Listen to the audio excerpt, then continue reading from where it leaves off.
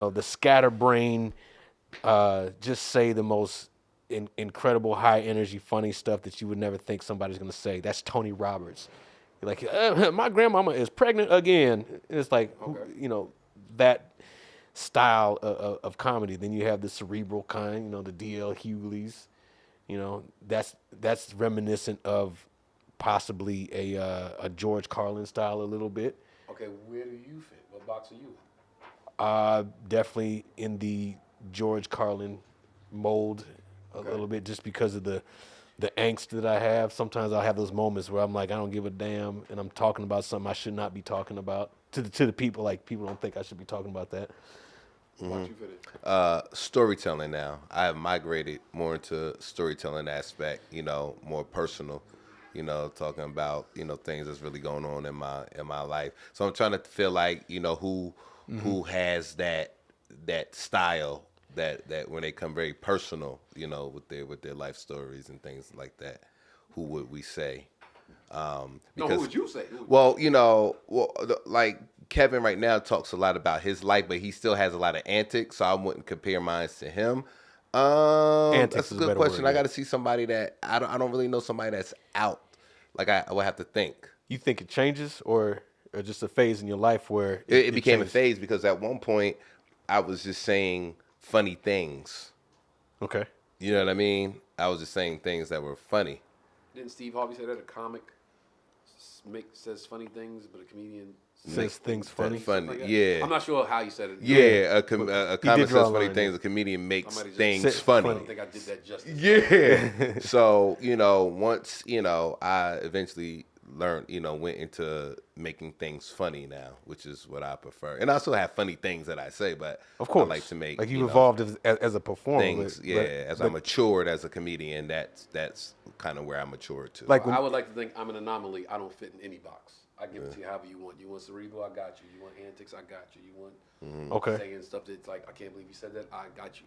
You want 3-pointers in the paint, crossover, step back, jumper from the sideline, I got whatever. I'm going to score however you want me to score. I can play this game. Okay, it's not even the mold of a comic, it's the mold of an athlete. Like you're the it's whatever the room needs. I think one of the greatest asset as a comic, for any comic, is to know what the room wants. Is to feel the room. True. And skew your set that way or that way. But don't lose sight of, don't lose who you are. So like if it's whiter, don't act a certain way because the room's whiter. Or small women, don't act just like, that's not you because just you doing that because the room's more female. Like, not that. Right. I'm just saying, seeing this room might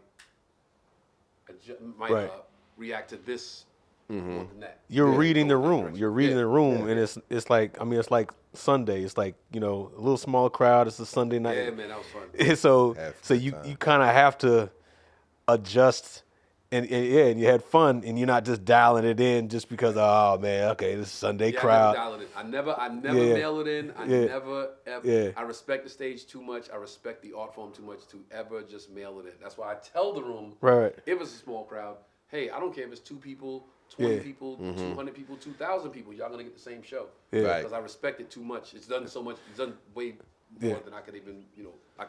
I'm more than thankful for everything that this game has done for me. So I could never disrespect it like that.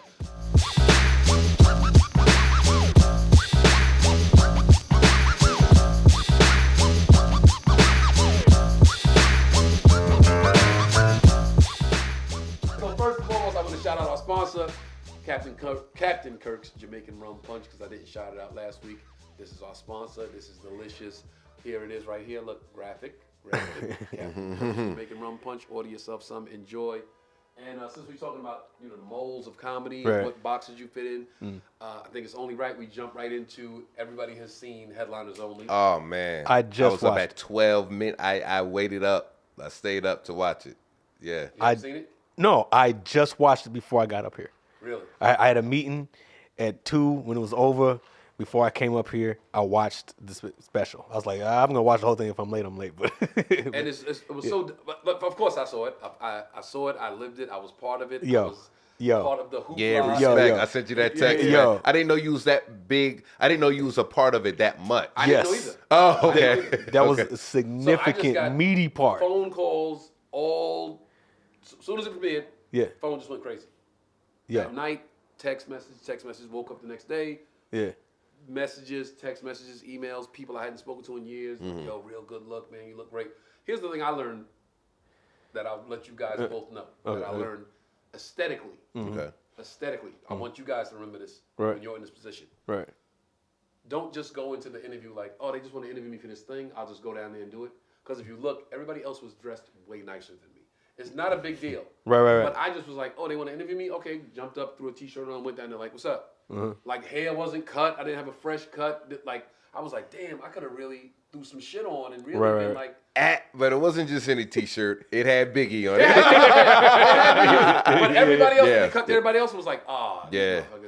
Even Tiffany was like sweater and the light was on. I was like, I just ran down there like on some like, yo, what time? I bet I'll be there. I might have partied the night before. Yeah. I woke up groggy like, no, I gotta get down here and do this interview. Yeah. Not knowing that it was gonna be such that meaty part. Had I known it was such a good look, I would have looked. Yeah, you would have fresh. You got a better fresh look. Yeah. You would have looked like Kenny.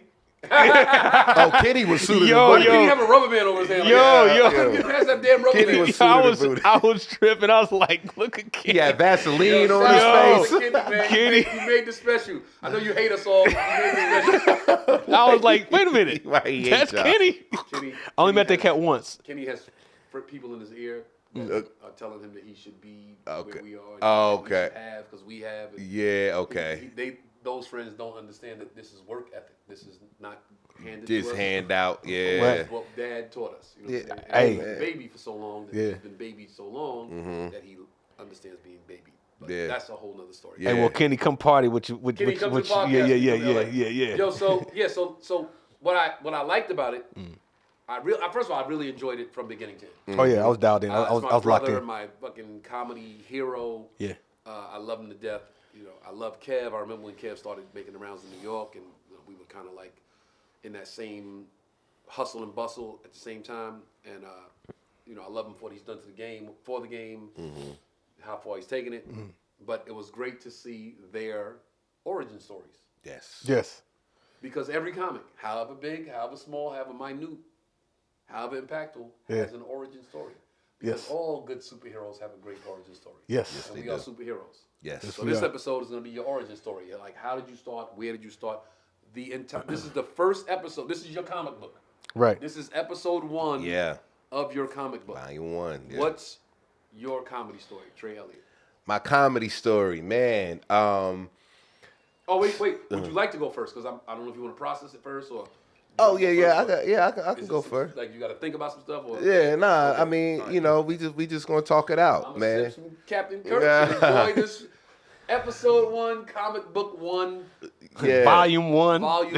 So my comedy story, man. Let's just take it back to when I was first exposed to comedy, stand-up comedy. I was probably about maybe 4 or 5. I remember watching the beginning part of Raw. Okay. And not Delirious. Not which one? When it was like red suit was red suit. Yeah. Red suit or purple suit? Red suit. Okay, Delirious. Red suit. And that was when they had the skit in the beginning. And I only saw the skit. When my man who played Dudley on Bud was like, dude, wait a minute. The Kingdom, that was purple suit. So that was purple suit. That was Raw. Okay, that was Raw. Yeah, that was Raw. Okay, Raw. Okay. Yeah. So you never saw Delirious?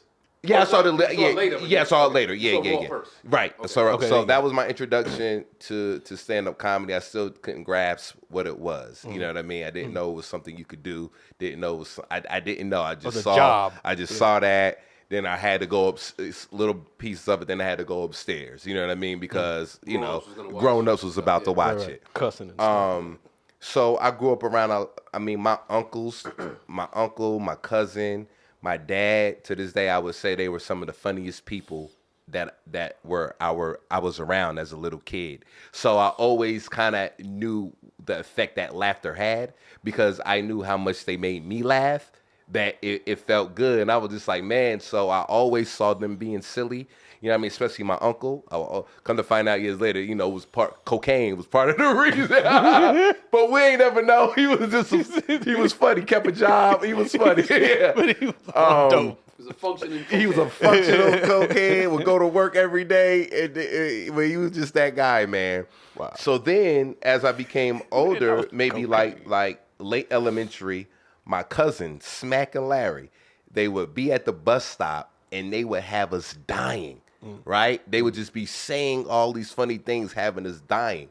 They were the only ones that had HBO and cable in the hood. Come to find out, they were repeating things from Def Comedy Jam and repeating jokes that nobody didn't know where the fuck. Like, we just knew they was funny. Hands up to this day, I tell them to this day, yo, y'all were like my first inspiration of like being funny. Bus, I'm like, pissed off, man. Yeah. And we was like, yo, what the fuck? We was like, yo, they were funny as shit, man. And so I would say my first. So then I saw Martin. It was joke thieves. So then came Martin. Yeah. There's the series Martin. Boom. And Martin was like, okay, when I really started kind of paying attention for real to what stand-up comedy was. So I would say kind of like around Martin. I was watching the series, but then I saw him hosting Def Comedy Jam. You know what I mean? And then that's when I really started paying attention to like, yo, what is this comedy, man? So I was getting my hair braided one time, and the girl who was braiding my hair had You So Crazy on TV. The video. The VHS, which was the first stand-up comedy theater release that had to be rated NC-17. Right. Because it was that raunchy at that time. And I was cracking up. I was like, yo, Martin is, so I was just it wasn't really that raunchy. It was it was like, at that time, that's when everybody started getting more sensitive. Mm-hmm. Yeah. Because Richard Pryor was raunchy, Eddie was raunchy. Yeah. It's just that society started getting softer. Mm-hmm. Right. And it was like, okay, we have to do something about all this language. So it wasn't. So it was like NC-17, you know, like, we gonna see some titties, we gonna see some coochie. Like, why is this some nudity? Yeah. And so that exposed me, and I would find myself going to school wanting to just saying Martin lines, you know what I mean, from the series, and just saying things from You So Crazy. And then by this time, Comic View was already out, and I would sit and I would watch Comic View, and I remember I would tell my sister, I was like, yo, I'm gonna be a comedian one day. She's like, boy, no, you ain't. Leave me alone. You know what I mean? Like, but I was just saying it, just to, you bothering your sister. Yeah. I'm like, I'm gonna be a comedian. She's like, no, what you gonna say when you get on stage? I'm like, I don't know. I'm gonna be like, hey, how y'all doing tonight? Like, I'm like, I don't know what I'm gonna say after that. And so that was that. And then I went to college. I went to Clark Atlanta University, man. And I was around a lot of funny people. Me and my roommates, we were known to make people laugh. Like all these pranks and things people are doing now, putting it on YouTube. That was us before cell phones, before all of that. So we had a niche for making people laugh. So that was just something that I wanted to do, but never thought about doing it. Had this one boy that was on campus named Rashawn, who was like, yeah, man, I just did an open mic.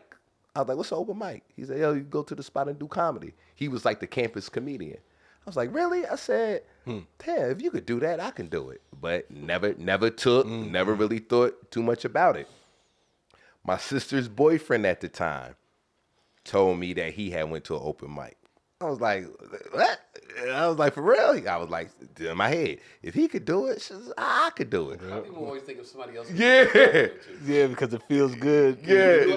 Niggas ain't tried it yet. That's like almost like you don't think much of that person. Right. I know I can do it. Yeah, it's like, right. Yeah, it's I don't think much of you. So not a compliment at all. Nah, because, these dudes wasn't just like, they wasn't nobody that, like, I went to school for theater, shit like that. So I'm like, they ain't in no kind of art. They just, Ray Sean went to school for theater, for like TV film as well. But Hot Shot, my sister's boyfriend, he was just a nigga.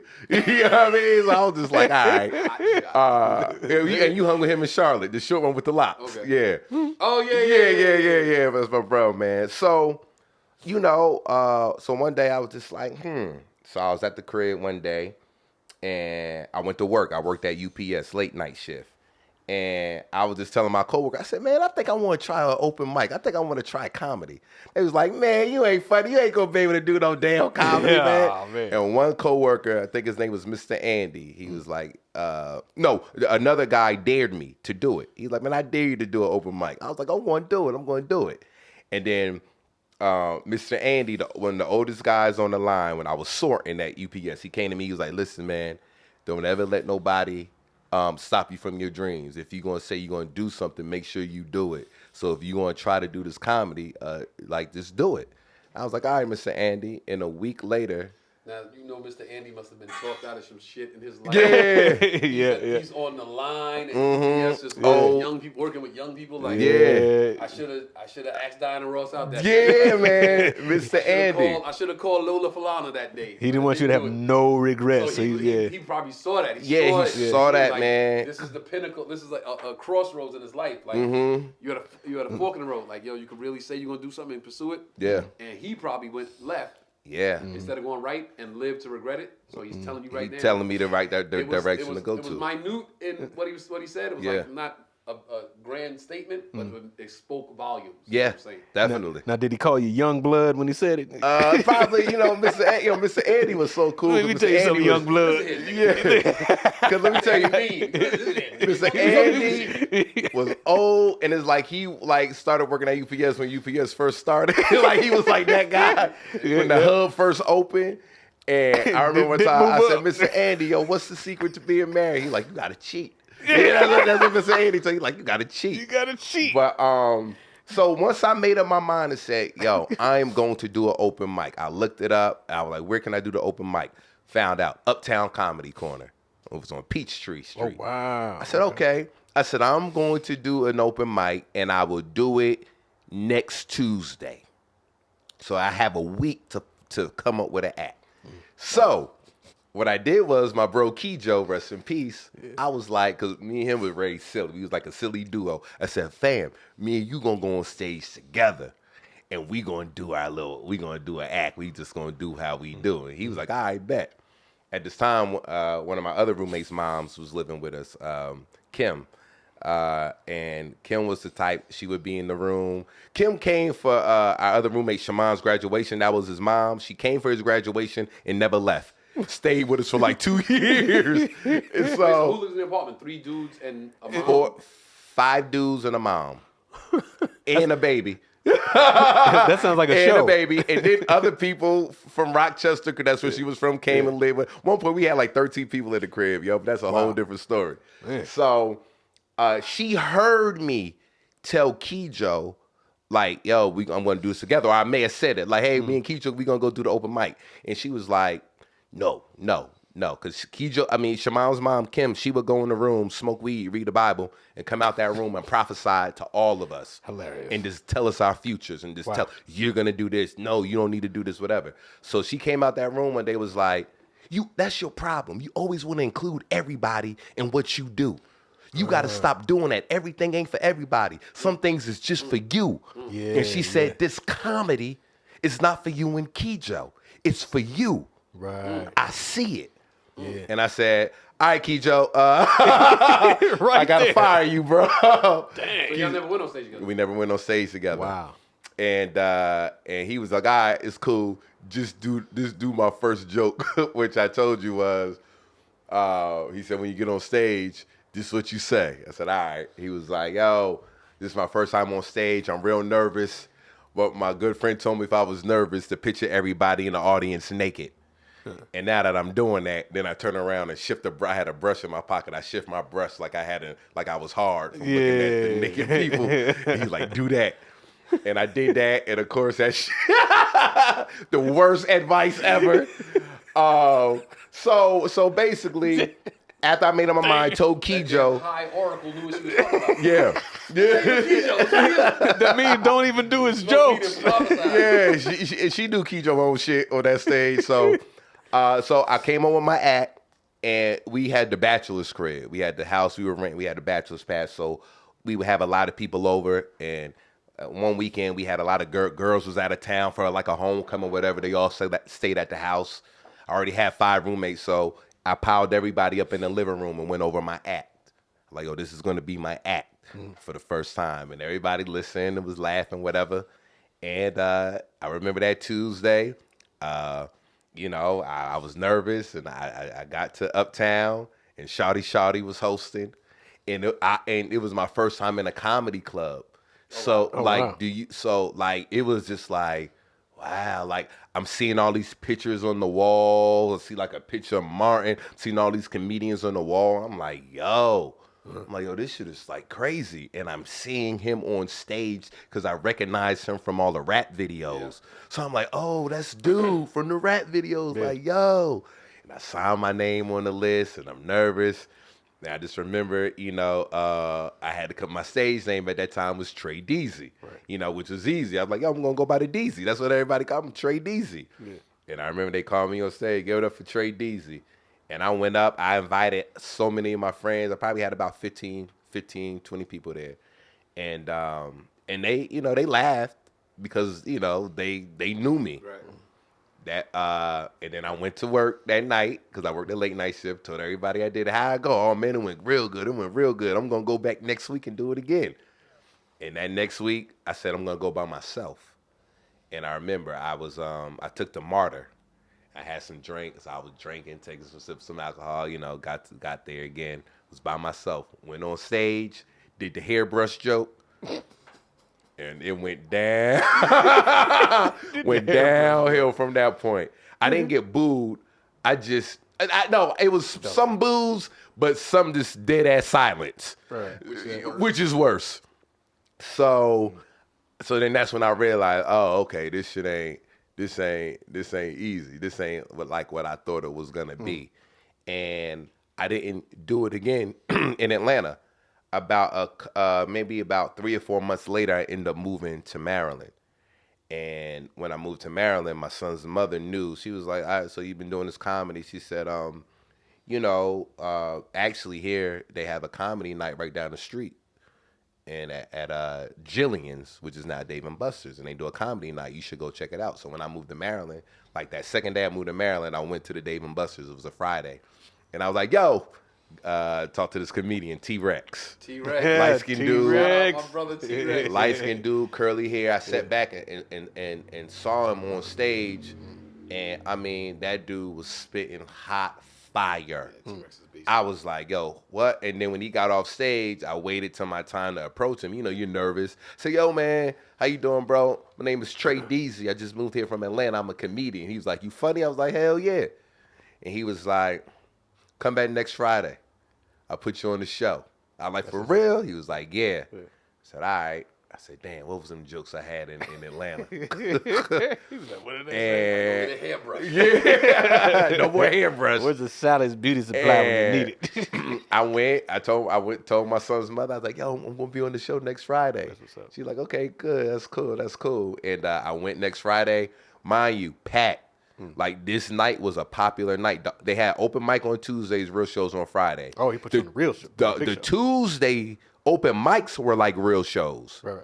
But Friday was just turned up that much. Like, Tuesday would be at an 8. Fridays was like at a 10, 11. That's how dope it was. So, went Friday. Like, all right, let me do my thing. Went up, took one of the biggest stinkers I ever took in my life. Snuck it up to high heaven. Stunk it up. And I got off stage, and T-Rex was like, all right, everybody, relax, calm down. You know how he tried to clean it up. He was like, yo, this is not an easy job. He said, this ain't an easy thing to do. But this is a hard job.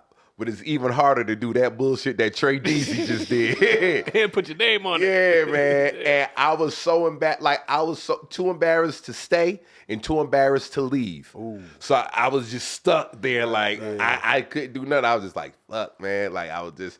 And then after the show, he came and talked to me. He was like, yo, man. He was like, I know you knew you just probably just started doing. I said, yeah, man. This is my 3rd time on stage. He was like, yo, come on Tuesdays. We have an open mic. And, this other comedian, Sean Jokes, hosts that. I host the main show. Mm-hmm. He's like, but just come on Tuesday and start working on your act. And I was just like, all right, cool. And just by going there, other people started telling me where other open mics were. The network started. Yeah, then my network started growing. But I was only, slowly but surely started growing. Right. And then I remember... I was just at home and I was just like working. I was just like going there every Tuesday. Mm-hmm. I would go to the shows Friday, even if I wasn't performing. I would just listen. I would see cats like Willie Robo go up there and destroy, like a Mark Howard. It was so many people, like older people, that I would just sit back and be like, shit, like, you know, these dudes are Tony Woods, because I didn't realize that DC had so many legendary comedians, and I didn't really know that DC to me is one of the pinnacles. Like when they ask like your top 3 or 4 cities where for comedy, I always say DC. DC has definitely got to be in your top 4. So I was just watching a lot of these people go up. Cleasy was living out here, Joe Clear, but I would see him come visit. I would see Red Grant come and tear shit up. So eventually I came up with a funny 5. And my first joke that started hitting was, "Hey guys, I'm a brand new father. I just had a son." Everybody started clapping. I was like, "Yeah, he's 2. I just found out about him yesterday."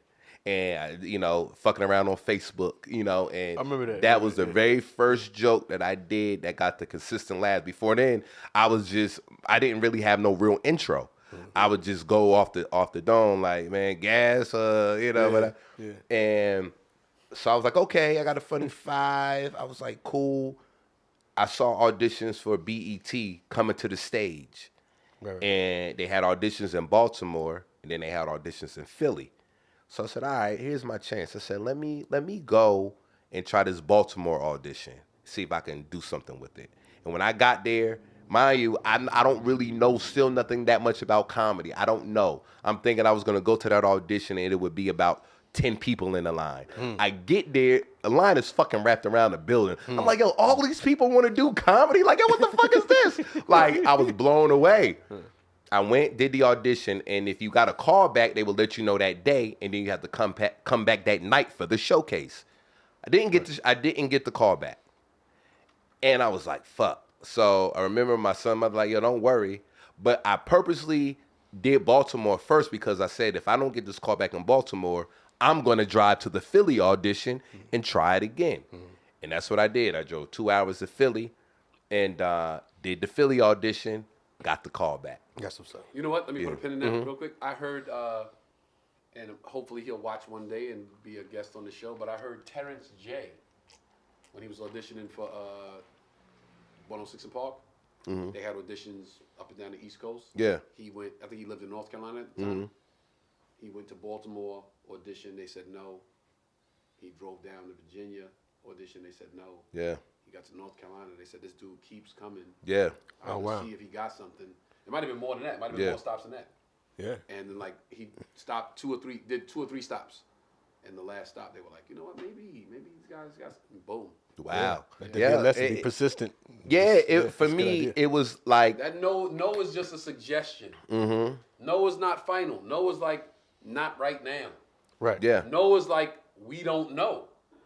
No is never final. Nah, I agree. Not in this business. You can't let a no stop shit. True. No is, we on the fence. We might need to be, won over. Yeah. But no is never. Yeah. And mind you, I didn't know that. I was just like, yo, I'm going to outsmart them. Yeah, but that's the way to do it. But I didn't realize that it was just me. Showed up like Trey Smeezy. Trey Smeezy. This guy looks familiar. Florida, Trey Smeezy. And when I got that call back, that did something to my confidence. I was like, yo, I think I'm all right. And I remember that first joke that I did was, man, traffic is crazy. I'm like, man, getting out here to Philly, man, shit was crazy. I was like, yo, first of all, who is the first person in traffic, and what the fuck are they doing? Are they looking for a contact lens? What are they like? Why are they holding up hundreds of other people in the line? You know what I mean? And for some reason that shit. I said for some reason that did okay, and then that gave me the confidence to to keep going, and got back from there, man. And I met a lot of people in Philly, and my network just started expanding, and literally I was going to a different room 5 days a week. I was like, yo, it got to a point to where if I didn't go to do an open mic, I would feel like I didn't feel right inside. So I just had to feed that, that need to go on stage. And I knew I was doing something right because my son's mother never was like, you going out again? Like, she was like in full support. Right. And she told me, she was like, out of all the shit that you've tried and done, she was like, I knew, like, when I saw you doing this, I saw what it did for you and the spark you had in your eye about this. And I always knew that, you know, like you were for real and serious about this. Yeah, That's what I did, man. I literally was out 5 nights a week, DC, Virginia, Baltimore, and just making my round. Wasn't getting paid. I was just meeting people, man. Tacoma Station, you know, yeah. And the distance between all those cities, like so when you because at this time, you know, everybody know I'm from Jersey, but DC, Maryland, Virginia. It's like the tri-state. It's like New York, New Jersey. Okay, you can really make some rounds, but depends on how much further out you're going. Right. Some of it is close. Some of it's far. Right. So the furthest I was going to Virginia was Northern Virginia. Okay. So the first that would probably be about a long 50 minutes from the crib. You know what I mean? If I had a gig out there, and I was doing all this shit for free. I was just going over mics, man. No, you wasn't. You wasn't doing it for free. Right, you right. doing it for no financial gain. Right. Yeah. You was not doing it for free. Right. There you go. There's always another side. No monetary. Yeah, it was just, you know, but I really loved doing it. And so I was like, okay. And then eventually it was this one particular room where I would go because I was working mixed crowds. This one particular room was an all-white crowd. It was called the Comedy Docks in Annapolis, Maryland. Kevin Lee hosted it. You guys know Kevin Lee, Def Comedy Jam, do the magic tricks and shit. He was hosting it. And I would get off of work because my job was in Annapolis. I would get off work and I would make sure I was there and I would sign the list to perform. If I knew I was going to be late, I would call them and be like, hey, can you put my name on the list, please? You know, so I could perform. And he would put me up. I think that was on Wednesdays. And I started learning how to make, you know, different crowds laugh and stuff like that, man. And that's where I met Boogie. He was at the Comedy Docks. And eventually, man, Queen Aisha, comedian Queen Aisha out of DC was like, hey, man, you pretty funny. I have a room on Thursday nights at a spot called H2O. Now, H2O in DC was cracking. I mean, as a regular club, man, it was cracking. And on a Thursday, and I was like, yo, yeah. And she was like, I'll pay you. I was like, for real? She was like, it's a $25 spot. I said, yo, oh yeah, I'll do it. And I did that $25 spot, man. And it was so many bad chicks in there. And then from that point, she paid me that $25. I framed it. Wow. And then from that point, I was in the system. In the DMV. I was in that system of, yo, he got paid now. Yeah. So it was like an alert go all to everybody. He's a paid company. Like okay, so then that's when like the big homie Chris Thomas, the mayor, Mayor Rap City, he would put me on at Martinis. You know, they started calling me the young blood. You're a little youngin' in the game. And people would start offering me money. Hey, you want to do this night? I got $20. I got $50. And then when me and Boog started hanging, everybody would book me and Boog together. So it was kind of like Trey and Boogie. Yo, get Trey and Boogie. Get Trey. You know, people always looking for multiple comedians for the show. Yeah. They would always just be like, me and Boogie came as a package deal. We started coming as a package deal. So I was working at T-Mobile at the time, and I was making some good money there. And I was like, okay, I just been doing stuff in the DMV, in New York every now and again. And that's one thing I regret about living in Maryland at that time, was that I did not take advantage of New York the way I was supposed to. Thinking back now, I should have been driving to New York every weekend or every other weekend just to hang out. But nobody really told me it was and I didn't really know. So that's the only and that's the only kind of thing I'd be like, if I would do something different in that journey, it would be to take more advantage of New York at that particular time. But then I was like, okay, I said, I'm making some money. Let me start seeing if I'm funny in other states. So I would go online and find comedy competitions in different states. And I would that was the only way I can get on the stage in another state. At that time, I probably had like a 5-minute tape, but I couldn't headline at an improv and nothing at that time. So the only way I could do it was to join competitions. And I'd be like, okay, Orlando Improv got a comedy competition. Let me submit my name. I submit, they'll call me, hey, you're in the whatever, you got to bring 5 people. And I'd be like, shit, I don't really know. Bringer competition. Yeah, and I was like, okay. Wow. And I get there and I ain't had nobody but they on trip, long as I, you know what I mean? Yeah. And I started flying myself out, getting a rental car, putting myself in a hotel, nice hotel, because I was making good money. And I would do these competitions. If they say, yo, you made it to the next round, I would stay another night and then do the next round. And I would do that. I would do that in different states. And then I got Boog on that T-Mobile, and he would start doing that with me. Oh, wow. I didn't know. And we would go to different states. Like Kim said, he always trying to bring other people. Yeah, man, and he was supposed to go, though. Boog was funny, man, and it made me just feel safe, that I had somebody else, that was rocking with me. And then, so from that point, man, I just started doing, like, the Bay Area. I did the Bay Area twice. And didn't win the first time. I didn't advance the first time. Second time, I made it to like the semifinals. Okay. So, I started just having certain things that was happening to make me feel like, yo, I was progressing in a sense in this game. Like, I just started I felt my funnies started getting better and better and better. And I was having confirmations that I was getting, that I was getting good. So that's what I did for like six years, man. From 03 to 09. I worked at DMV, and I was just going hard with it and then doing all of that. And then I said, eventually I want to move to LA. I said, I want to really try to take this to the next level. And the only way I could do that is to go to New York or LA. And I said, I was from Jersey. I just wanted to do something different. I always wanted to do the West Coast. So in 2009, I made that decision to come to LA. And I only knew of maybe a few people in LA, but my journey in LA was I got here. Okay, wait. Yeah. Let's put a pin in it right there. It's journey to LA, because you said something interesting that I just want y'all to talk about. You said I started to learn that I could make other audiences laugh. Yeah. Like I've never looked at an audience like it was black or white. Regardless of what the makeup is of the room, I look at it like an audience. Mm-hmm.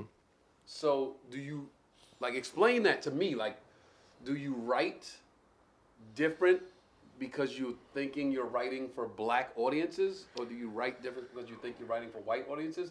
I was always told, funny is funny, write jokes. It's when you think and I was always told this, when you think you got to write black or write white, you're doing a disservice to somebody. Because you're thinking somebody doesn't get these jokes. And most of the time it's black people. Most of the time you're thinking black people don't get this type of humor, so I do this over here. I thought it was the reality, opposite. What was the opposite? I thought it was white people wouldn't understand this. No, white people won't understand what I think comics do all the time. Black comics think that white people don't understand the black experience, so they write differently for them. But I think when they write, and I could be wrong, I think that when they think they have to write smarter or more highbrow material, they think that's white. Yeah. Because black audiences won't get it. Right. In my experience and in the real world, everybody's experience is the same. Right. When you talk about getting a beating as a child, white people in the audience like, oh shit, yeah, I remember that. Yeah. When you talk about being poor, that's universal. Yeah. Yeah. I was never I'm gonna write this black joke for this room and write this white joke. Yeah, you're talking about being relatable in all scenarios. I think some black comedians and white comedians, for that matter, they find their audience in whatever material that they come up with. It's for the people who they perform for, and they naturally, are relatable to that audience. Now, if they get like a fish out of water, they're already seasoned in their material, so why are they going to change it? If they figure, they're not getting it, then maybe they make some adjustments. But then I don't think anybody's going, okay, white jokes, black jokes. Well, in the beginning, I was. Okay. Yeah, this is in the beginning. I was learning that I could make other audiences. Yeah, this was in the beginning. With different jokes or just you as a performer? Nah, because remember my teaching was Def Jam. and in the beginning of my stand-up career, I was Martin on stage. Right. So I was. But you didn't think Martin was funny to white people? You know what? I didn't know, to be honest, because when I would see Martin, I would see majority of us in the audience. So for me, in the beginning, I was just like, I'm up there raw, like, yeah, like, right. And I was just like, I don't know if white people going, so I more so was just like, when in the room that I started in, it was always a mixed crowd, so I was cool. Right. I was like, okay, but then if I would do an all white audience, I'd be like, I wonder where they get this. I wonder where they got. And it took me a while to learn. It took for some of the OGs to sit down with me to explain to me that the comedy is universal, so you don't have to necessarily cater. You know what I mean, to the audience, just do your material. But I didn't come off the break like that. I came off the break like, all right, you know what I mean? I think it might be just like the benefit of being a New York comic for me. Because the New York comedy, the comedy scene, the New York comedy clubs, every last one of them, you starting out in front of mixed audiences. Mm-hmm. Right. There's no black night. There's no Latino night. There's no Asian night. A comedy show in New York is gonna be white guy host, black dude up first, followed by white female, followed by gay Spanish guy, followed by Puerto Rican, followed by Mexican, followed by black, followed by white, followed by. So it was never a thing about a segregated room in New York. It was never like comedy was separate in New York. Mm-hmm. Now, of course, they had rooms in Harlem back when New York was New York. Mm-hmm. The Harlem rooms were all black because it was Harlem. Right. And if they had a room in Brooklyn, it was like, depending on where you were, it was black because that's how Brooklyn, that was the makeup of the neighborhood. Right.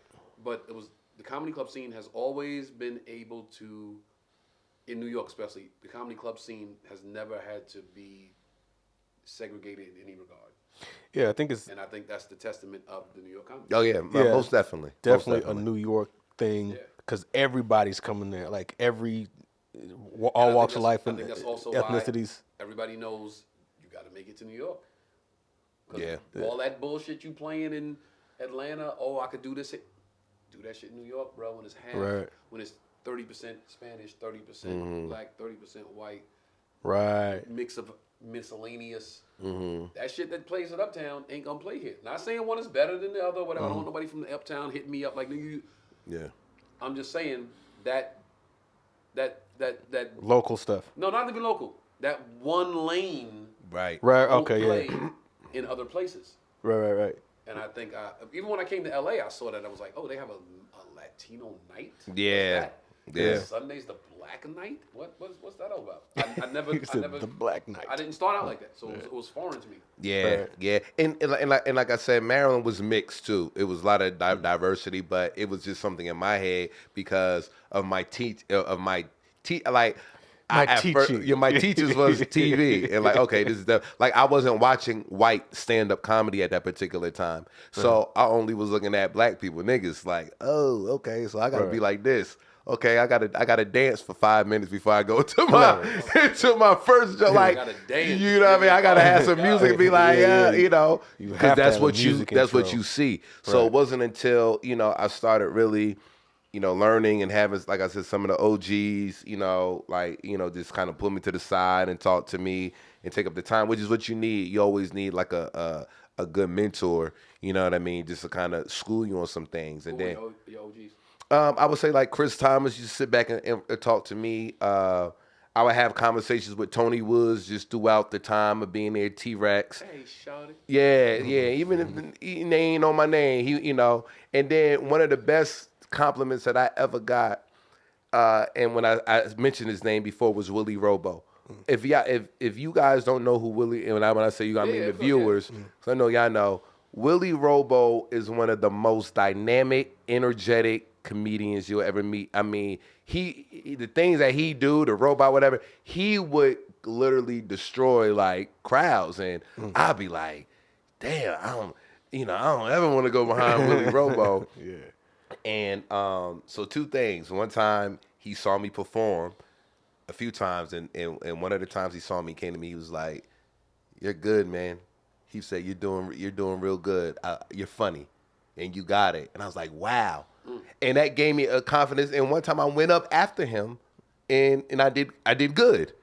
But I had a lot of people fortunate enough to just be around a lot of cats that would sit down and be like, "Hey man, you could do this, do that, write like this." Need that. And it helped me out a lot, man. And it kind of just formed me into to like the comedian I am today. And then even when I came to LA, that's when it was got taken to a whole nother level. Right. Yeah, we're gonna pick up. Yeah. LA. We're gonna next chapter in your comic book. Go ahead. Yeah. So after grinding for 6 years on the East Coast, I made it to LA. So by the time I got to LA, I was exactly 7 years in. Oh wow. Okay. And I was like, okay, now in my mind, look, I'm a vet. A seasoned in my mind. I'm like, yo, I'm 7 years in. I know I was funny though. That's one thing I can say. I know I was funny. So I got here. Now, I visited LA, and I didn't. How many times? Once I became a comedian, I visited LA one time Before moving here. And before moving here, and I did the J spot.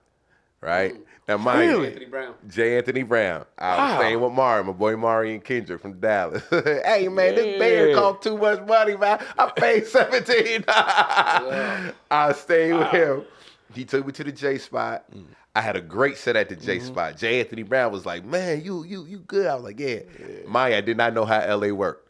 Right. I flew back to Maryland, and I was at my T-Mobile desk. I called the J spot every day. Like, hey, can y'all fly me out to do a weekend? Hilarious. Can y'all fly me out to do a week? What'd they say? I called them they all picking up the phone. I was leaving messages. I was like, yo, J. Anthony Brown said I rent.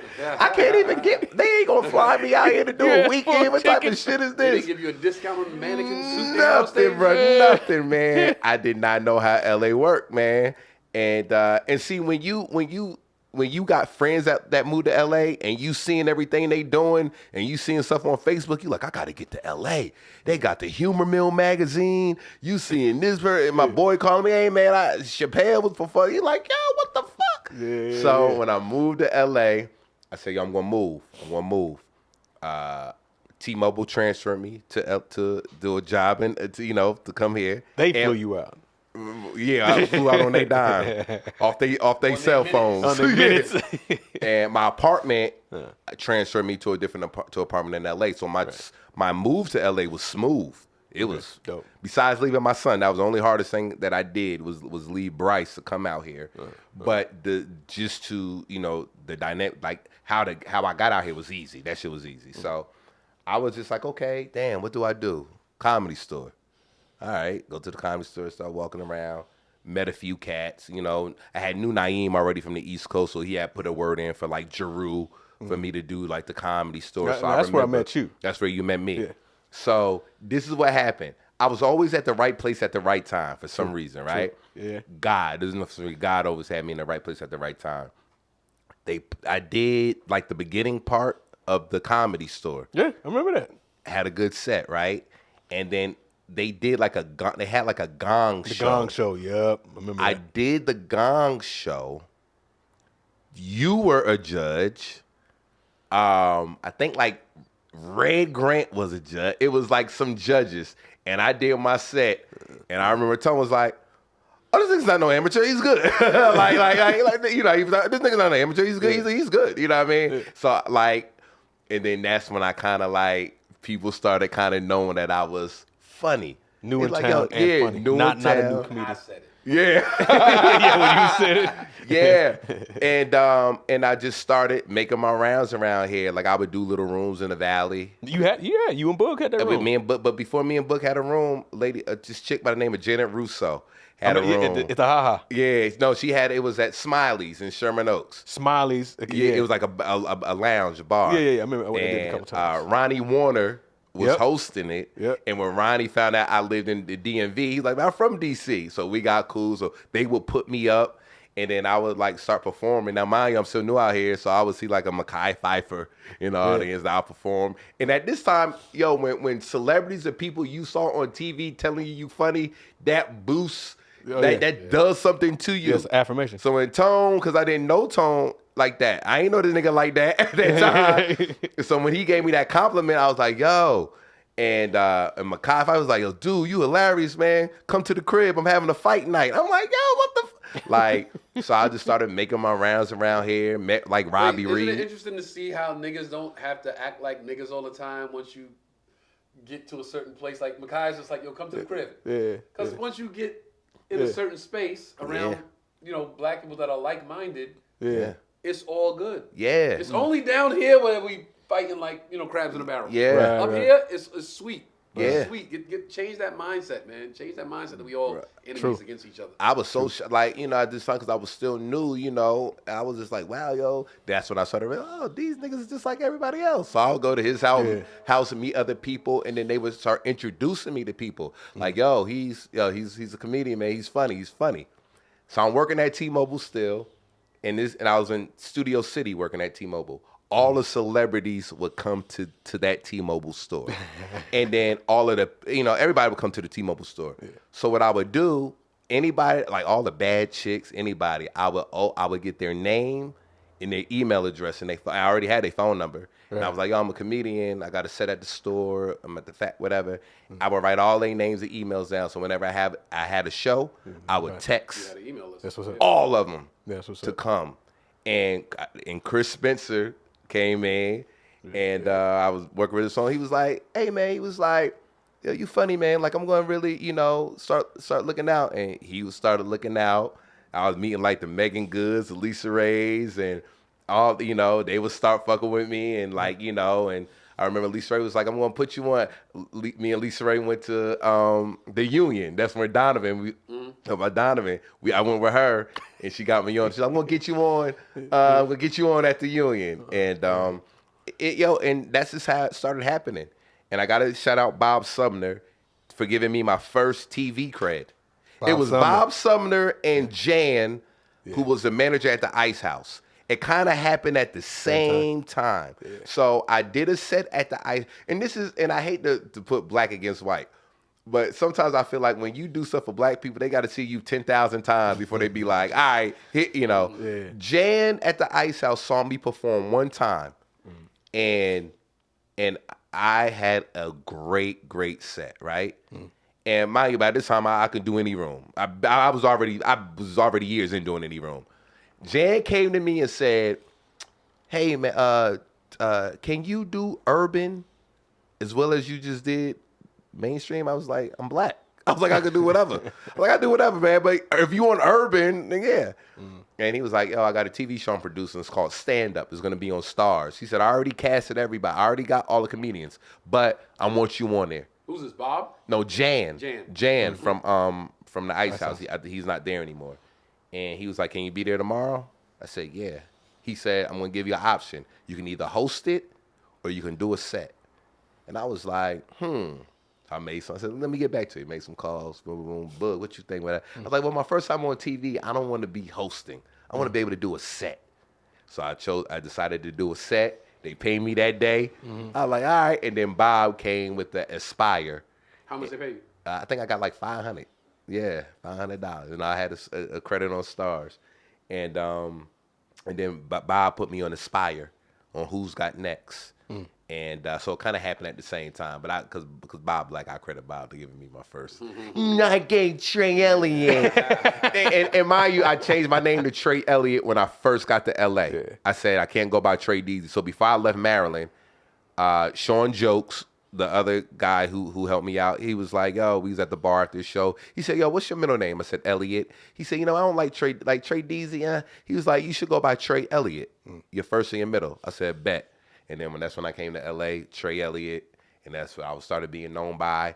Anytime I introduce myself, I say my Trey Elliott. I don't ever say Trey Elliott. And people sometimes like, oh, yo, your first and last, like, yo, that's how I do it. Right. Because whenever somebody say my name, it's something about it where people like, hey, Trey Elliott. Yep. So when they say my name, they say that Elliott, they know. So it kind of like branded me. So whenever you hear somebody say Trey, 9 out of 10 times, not unless you know me. Yeah. But a lot of times people gonna be like, yeah, Trey Elliott. Like it's one name. You know what I mean? So Bob gave me that credit. Jan gave me that credit. And from that point on, man, I just rocking and rolling. Met you. Through email, that's at that time, and said, "Yo, man, I'm E-Nail's boy." He was like, "You know how you are, Tom. If you cool with E-Nail, you cool with me." What you doing tonight? You want a drink? You want a shot? Yeah. And I remember, man, when you came to Weber's in Reseda, and you was there, you know, probably doing somebody a favor. I was doing G a favor. Okay, there you go. And Boogie was there. Boogie's like, yeah, man, dog, I just talked to Tony about that nigga cool as hell, dog. And he followed me on Twitter. I was like, that nigga ain't follow me on Twitter. And we got cool. And I remember, man, I'm at the crib one day and he just sent me a random text. Hey, yo, Miami, next weekend, you in? And I was like, in for what? Ain't no, look, ain't much talking needed to be done with this Are money. you in? Yeah. And This money ain't a long conversation. Right. This Yeah. money like, yo, I'm in Miami next weekend. You in? And I was just like, hell yeah, man. And I had a buddy pass. I was like, yo, I had just had one laying around. And another funny story is that kind of happened to me when I auditioned for Last Comic Standing, Q. Yeah. Q was My brother, Q. Q. Yeah. Q People was a producer, and I remember he was like, "Yo, we got cool. Yo, I want to try to get you on Last Comic Standing, man. Get you an audition." I was like, "Bet." I remember I was in my bed in Woodland Hills at my apartment. I get a call. Yeah, it's Trey Elliott. I'm like, "Yeah, this is Trey Elliott. Hey, this is so and so producer of Last Comic Standing. Yeah, we want you to audition. No waiting in line. You have an audition, a televised audition. Can you get to New York?" Say it was like a Monday. Can you get to New York Wednesday? I was like, Wednesday? I was like, I said, I don't know if I could get there on Wednesday. She said, okay, well, I tried. I said, whoa. I said, what time? I said, I'll be there. Yeah. I checked my account. I was like, yeah. I called a homegirl of mine. It was like, this is when how you know people believe me. I called a homegirl of mine. I said, yo, she lived in Brooklyn. Still do. I said, yo, I need to get to New York, and I'm a little short. She said, how much you need? I told her. She said, I got you. She said, you cannot miss this audition. What's her name? Shout her out. Takara Cox. What up, baby? I appreciate you, man. That's big, Takara. Yo, Takara, like yo, yeah, much love to you, man. And she paid for my ticket to come to New York to do the Last Comic Standing. That's what's up. And I did that audition. Didn't make it. It's all good. But it was just that experience was dope. Right. And man, and I just been rocking ever since, man. Fast forward to now, just you know how that grind is, man. A lot of disappointments, a lot of things that I felt like I should have had and I didn't get. A lot of anger, but a lot of lessons learned, bro. Yeah. Lessons learned. Yeah, man. Everything that I didn't get, it was a lesson, and I just anger ain't gonna help nothing. Yeah, and I had to learn that at one point. And I had to sit down with people, you know, I've had honest conversations with people, you know, with you know, from Naeem to me and you have had talks. But in the beginning, here's the thing about LA, then I'll give it to you, Fox. When you out here, everybody gets that hype. It's a certain hype that when you're good that you're gonna get out here. I remember my hype. I remember when everybody was like, yo, this dude, Trey Elliott, is a beast. I remember Robbie Reed was fucking with me, like, and she still does, but this is in the beginning. Right. I was like, I'm going to go into these celebrities' houses. Everybody like, yo, Trey Elliott, he that dude. Bob came to me. Who's helping your career? Who's helping your so career? Bob signed me to Laugh Mob. I was hosting the Comedy Store. I was hosting Zen Lounge. I was hosting R&B Live. Like, I had that bubble. I had that, like, I was on fire. So I would walk around and I could get in places. I had that point, right? Yeah. And what happens is when you get that, when you first get out here, you're thinking, yo, it's about to pop off. Right. I had an agent. I had a manager. Right. I was like, yo, this is it. That shit. Right. I did it before 10 years. And then once that hype dies down, nobody tells me you have to figure out what you're going to do after, you know, like mentally. So then I had to understand that, oh, this is normal. So now I got to find a way to stay relevant. I got to find a way to keep growing. I got to find a way to keep getting better. Right. You know what I mean? Like watching that Headliners Only last night, I told myself, yo, I'm a good comedian, but I want to be great. Right. So now it's about figuring out and taking that journey on how to be a great comedian. And once you figure that out and once you work on that, then everything else gonna come together, man. Like, I'm blessed and I'm happy with my comedy journey right now. And I don't really have any regrets, man. It's a beautiful journey. I'm on tour now. You know, the Rock the Mic tour. Yeah, courtesy of Mr. Rock. That's my father. I'm sorry, that's my fault. Unless we in the bank. Unless we in the bank. Yeah. I'm Tone everywhere in the world. Yo, if you see me, yo, what up, Tone? What's good, yo? Yeah, when I walk in that goddamn bank, you better call me Mr. Rock. Yeah, man. And here I stand today, man. It's Trey Elliott, man. Been in the game for it's next year. It would be 22 years in October 2024, man. And here I am, man. 22 years. That's a good comic book, man. Yeah, that's a good comic book. Yeah. Listen, I just want to say something before we switch over to you. Right. Self-sufficiency is a myth. I had a manager tell me that a long time ago. We don't even work together anymore, but that stuck with me. Self-sufficiency is a myth. Stop thinking you could do this shit by yourself. Whatever it is. Nobody, I don't give a fuck who you think it is self-made. They're not. Nobody gets to the heights they get to by themselves. It's help. It's asking. It's speaking up when you need. It's trusting your mentors and the people, the OGs that are trying to give you game. Nobody gets to where they are by themselves. Self-sufficiency is a myth. I just want everybody to remember.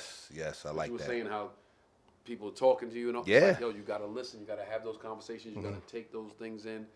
You got to realize, like, people that have been here before you telling you what they experienced. Right. And the whole initial hype thing, everybody fucking with you, that's just coming to LA. You're just a new person. So when you meet people that are celebrities, you thinking, oh, I'm here.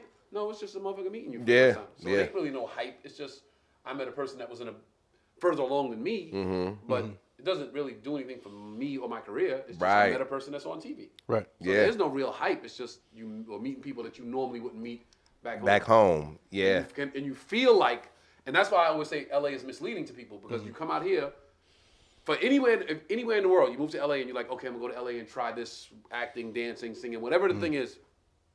You in the club one night, you standing next to motherfucking Morris Chestnut. Oh shit, nigga, what?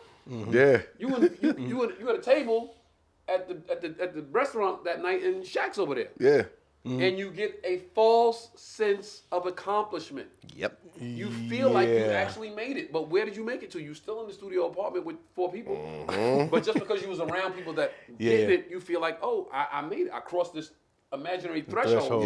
But no, you still have work to do. You still have a tremendous amount of work to do. Yeah. And what helped me realize that was that I got to have conversations with like big people who was telling me their struggles, so which helped me out because I was like, okay, this shit is real. So if you was able to struggle like this, and I see all of this and that you might had, still be struggling. You just saw them on TV one time. You know what I'm saying? You saw that guy do a guest set on Hawaii 5-0. And you're like, oh, this dude's rich. I saw him on TV. Yeah. Motherfucker live upstairs from you. He's upstairs. Right. You know what I'm saying? So that false sense of accomplishment, you got to stay grounded. Hell yeah. You got to stay grounded, and you got to always remember your why.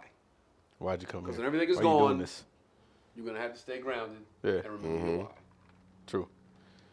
Joe Fox. Yo. Episode 1, premiere comic book episode, Joe Fox. Boom. Yo, this, first of all, dope story, man. And I like the fact that we're kind of been in the game for around about the same time. 22 years, man. It's surreal sometimes. It's like, yo, man, I'm really committed to this. Yes. And I'm still doing this.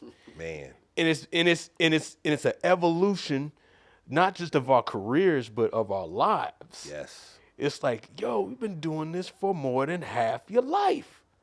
And I mean, I am so grateful that I just kept going. You know what I mean? But my origin story goes back to a galaxy far, far away. I love it. On this small little planet with a red sun. It's called Krypton. No, but it was records, reel-to-reel tapes of Bill Cosby, of me not seeing what I was going to be doing, but hearing it and trying to make sense of how I can do that. And I think the closest thing that I saw that I identified with stand-up was like Johnny Carson, the Tonight Show. All I saw, he was talking, the monologue, talking, and laughter. So that was the closest thing that was going on the records. But that was a comedy show. This is a talk show. That was his opening monologue.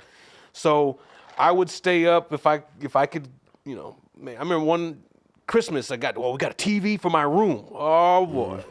It's on at 10 o'clock and 10:30. I would watch Johnny Carson, The Tonight Show. And then after that, is this weird sketch comedy show called it's either Benny Hill or Bizarre. I don't know if you remember that, but Benny Hill was another weird night show sketch. Benny Hill vividly, but I don't remember Bizarre. Yeah, so that was the funny stuff that I saw. But these Bill Cosby reel to reel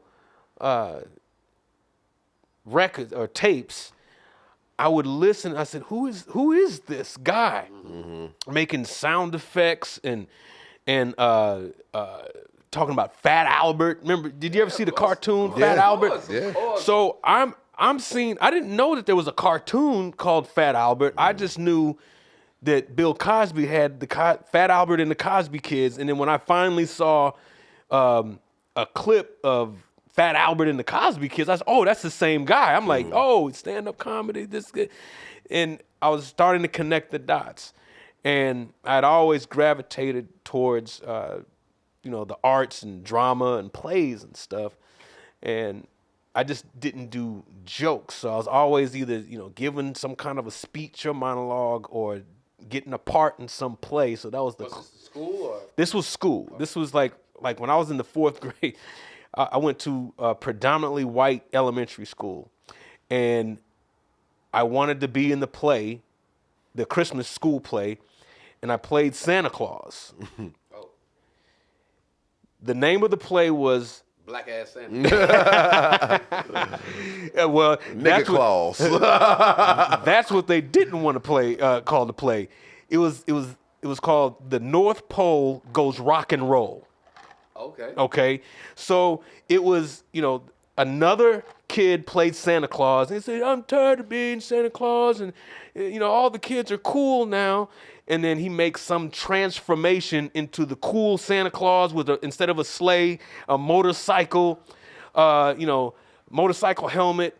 And I was the cool Santa Claus. You was So white man Urkel. transformed into you. Okay, well, they didn't know that because there was a controversy.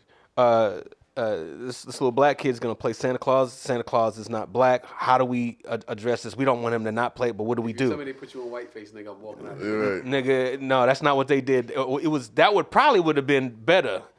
They hid me. They said give him a motorcycle hat, get these big ass thick glasses, and then put a beard on him and gloves on, so you can't tell that this little kid in the 4th grade is the black kid that's playing Santa Claus. Wow. Damn. So Your parents were cool with that? well, at that time they didn't know what was happening. It was after the fact. Okay. Yeah. This was a story told to me years later because we were just reminiscing. They had a big problem. The PTA, discussed it. And You must have killed that audition. it wasn't no audition. I just signed up to do He it. was like, okay. Why did you the white kid? They're like, Joe Fox murdered that Cool. audition. I loved doing it. It was so fun. We sang a song and everything. And I was the cool Santa Claus. And then I hear that story and it kind of ruined it for me. I was like, I'm surrounded by the enemy, back in the 4th grade. But I had fun with it. I had many friends that remembered that, but it didn't feel the same. Anyway, I said that to say. Yeah, what did you say that to say? I say that to say I wasn't doing comedy yet. Okay. So that was the elementary school listeing to He just wanted to tell us about that. Like, because it was on my mind. Comedy story. Every Christmas, he'd be like, you know what? Fuck that. How fucked up my Christmas was. Do you ever This shit ain't got shit to do with your comedy. Yeah, but it actually does.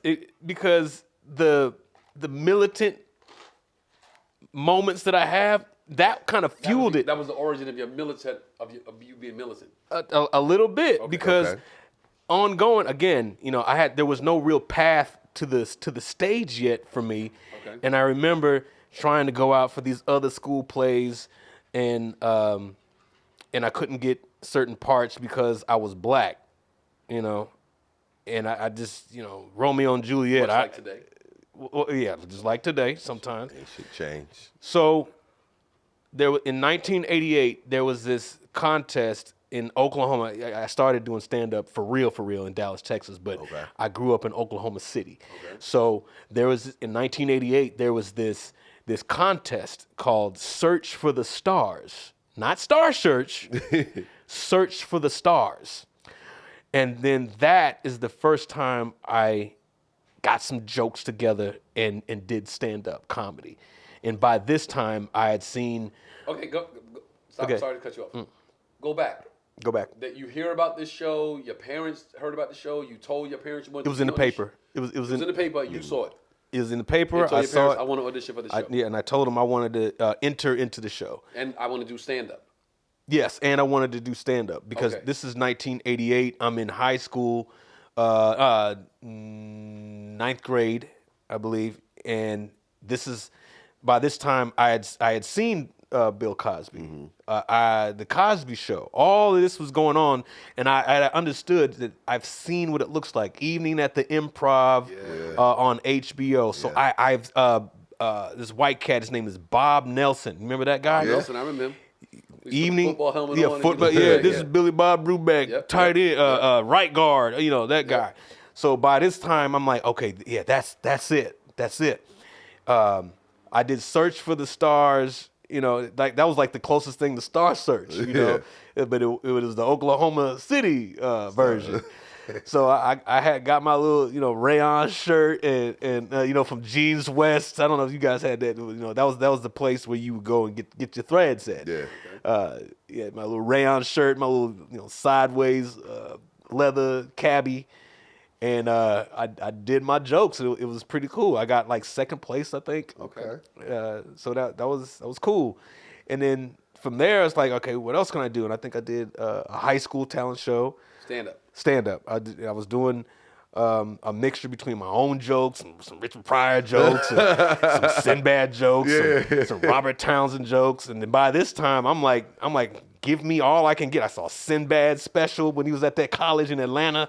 I think it was Morehouse, I think. Okay, yeah. I saw Partners in Crime, Robert Townsend's Partners in Crime. Yep. Sketch comedy, stand up, and that was going on here. I had no idea. Oh, that was in L.A. You know, he had a big story. I saw Hollywood Shuffle. Yeah, man. Come on, man. I'm locked in. And then from there, I saw a buddy of mine. I'm his kid's godfather to this day. Me and him, we went to college together, and where my father worked, somebody had Bill Cosby tickets. And they weren't going, and we sat in the back of the Civic Center in Oklahoma City and watched Bill Cosby. And me and my friend, his name is Justin. We sat in the back, 2 tickets back in the back, and we watched Bill Cosby. And all I could think was like the reel to reel. Like this was it. It was like, it was the exact same. And he had his little carpet, like this carpet right here, in a chair, and he was sitting there like this, you know. And he was just rocking it. And it was like we were front row, man. And I was like, this is it. This is it. This is what I'm gonna do. So coincidentally, I was there in another talent show where I was doing drama, and I knew that theater. So I was like, I want to go back and see if I can meet him. So I just walked like I'm supposed to be there. I just was, let's go. We went to the backstage. Now I knew where the dressing rooms were, but they had the guards and they had the security up and all of that stuff like that. And he's like, well, you guys can't be back here. What are you guys doing here? So I'm just here to meet Mr. Cosby. And he said, well, he's on the other side of the stage. He's a very busy man. Lies! Just then he comes walking up the stairs right there. And I was like, Mr. Cosby came to see the show. He's like, big ass cigars, bigger than him. You know, like, oh, hey, how you doing, kid? Good to see you. And he walked off. That's dope as hell. So I was like, that's dope as hell. Yeah. Mr. Cosby saw me in the face and it was on. So after that, man, I just tried to find talent shows. Like you were trying to find contests. I was like, let me find a talent show that I can enter in, because at that time I wasn't old enough to get into to the one club that we had in Oklahoma City, Jokers. It's closed down now, but there was no pathway when I was like 14 years old and said, you know what, I'll just go with you to the club. Like my mom, my parents, they didn't, I didn't have a chaperone to that one little club there. It was just, you're not old enough yet. And I'm in college. I'm looking for anything that I can get my hands on. And finally, when I graduated college, I went to the University of Oklahoma and I moved to Dallas. And it didn't take long for me to feel this itch. How do I get on stage? I'm an adult now. How do I get on stage? Right. So I'm about 2 years in, 2 years in Dallas, trying to figure it out.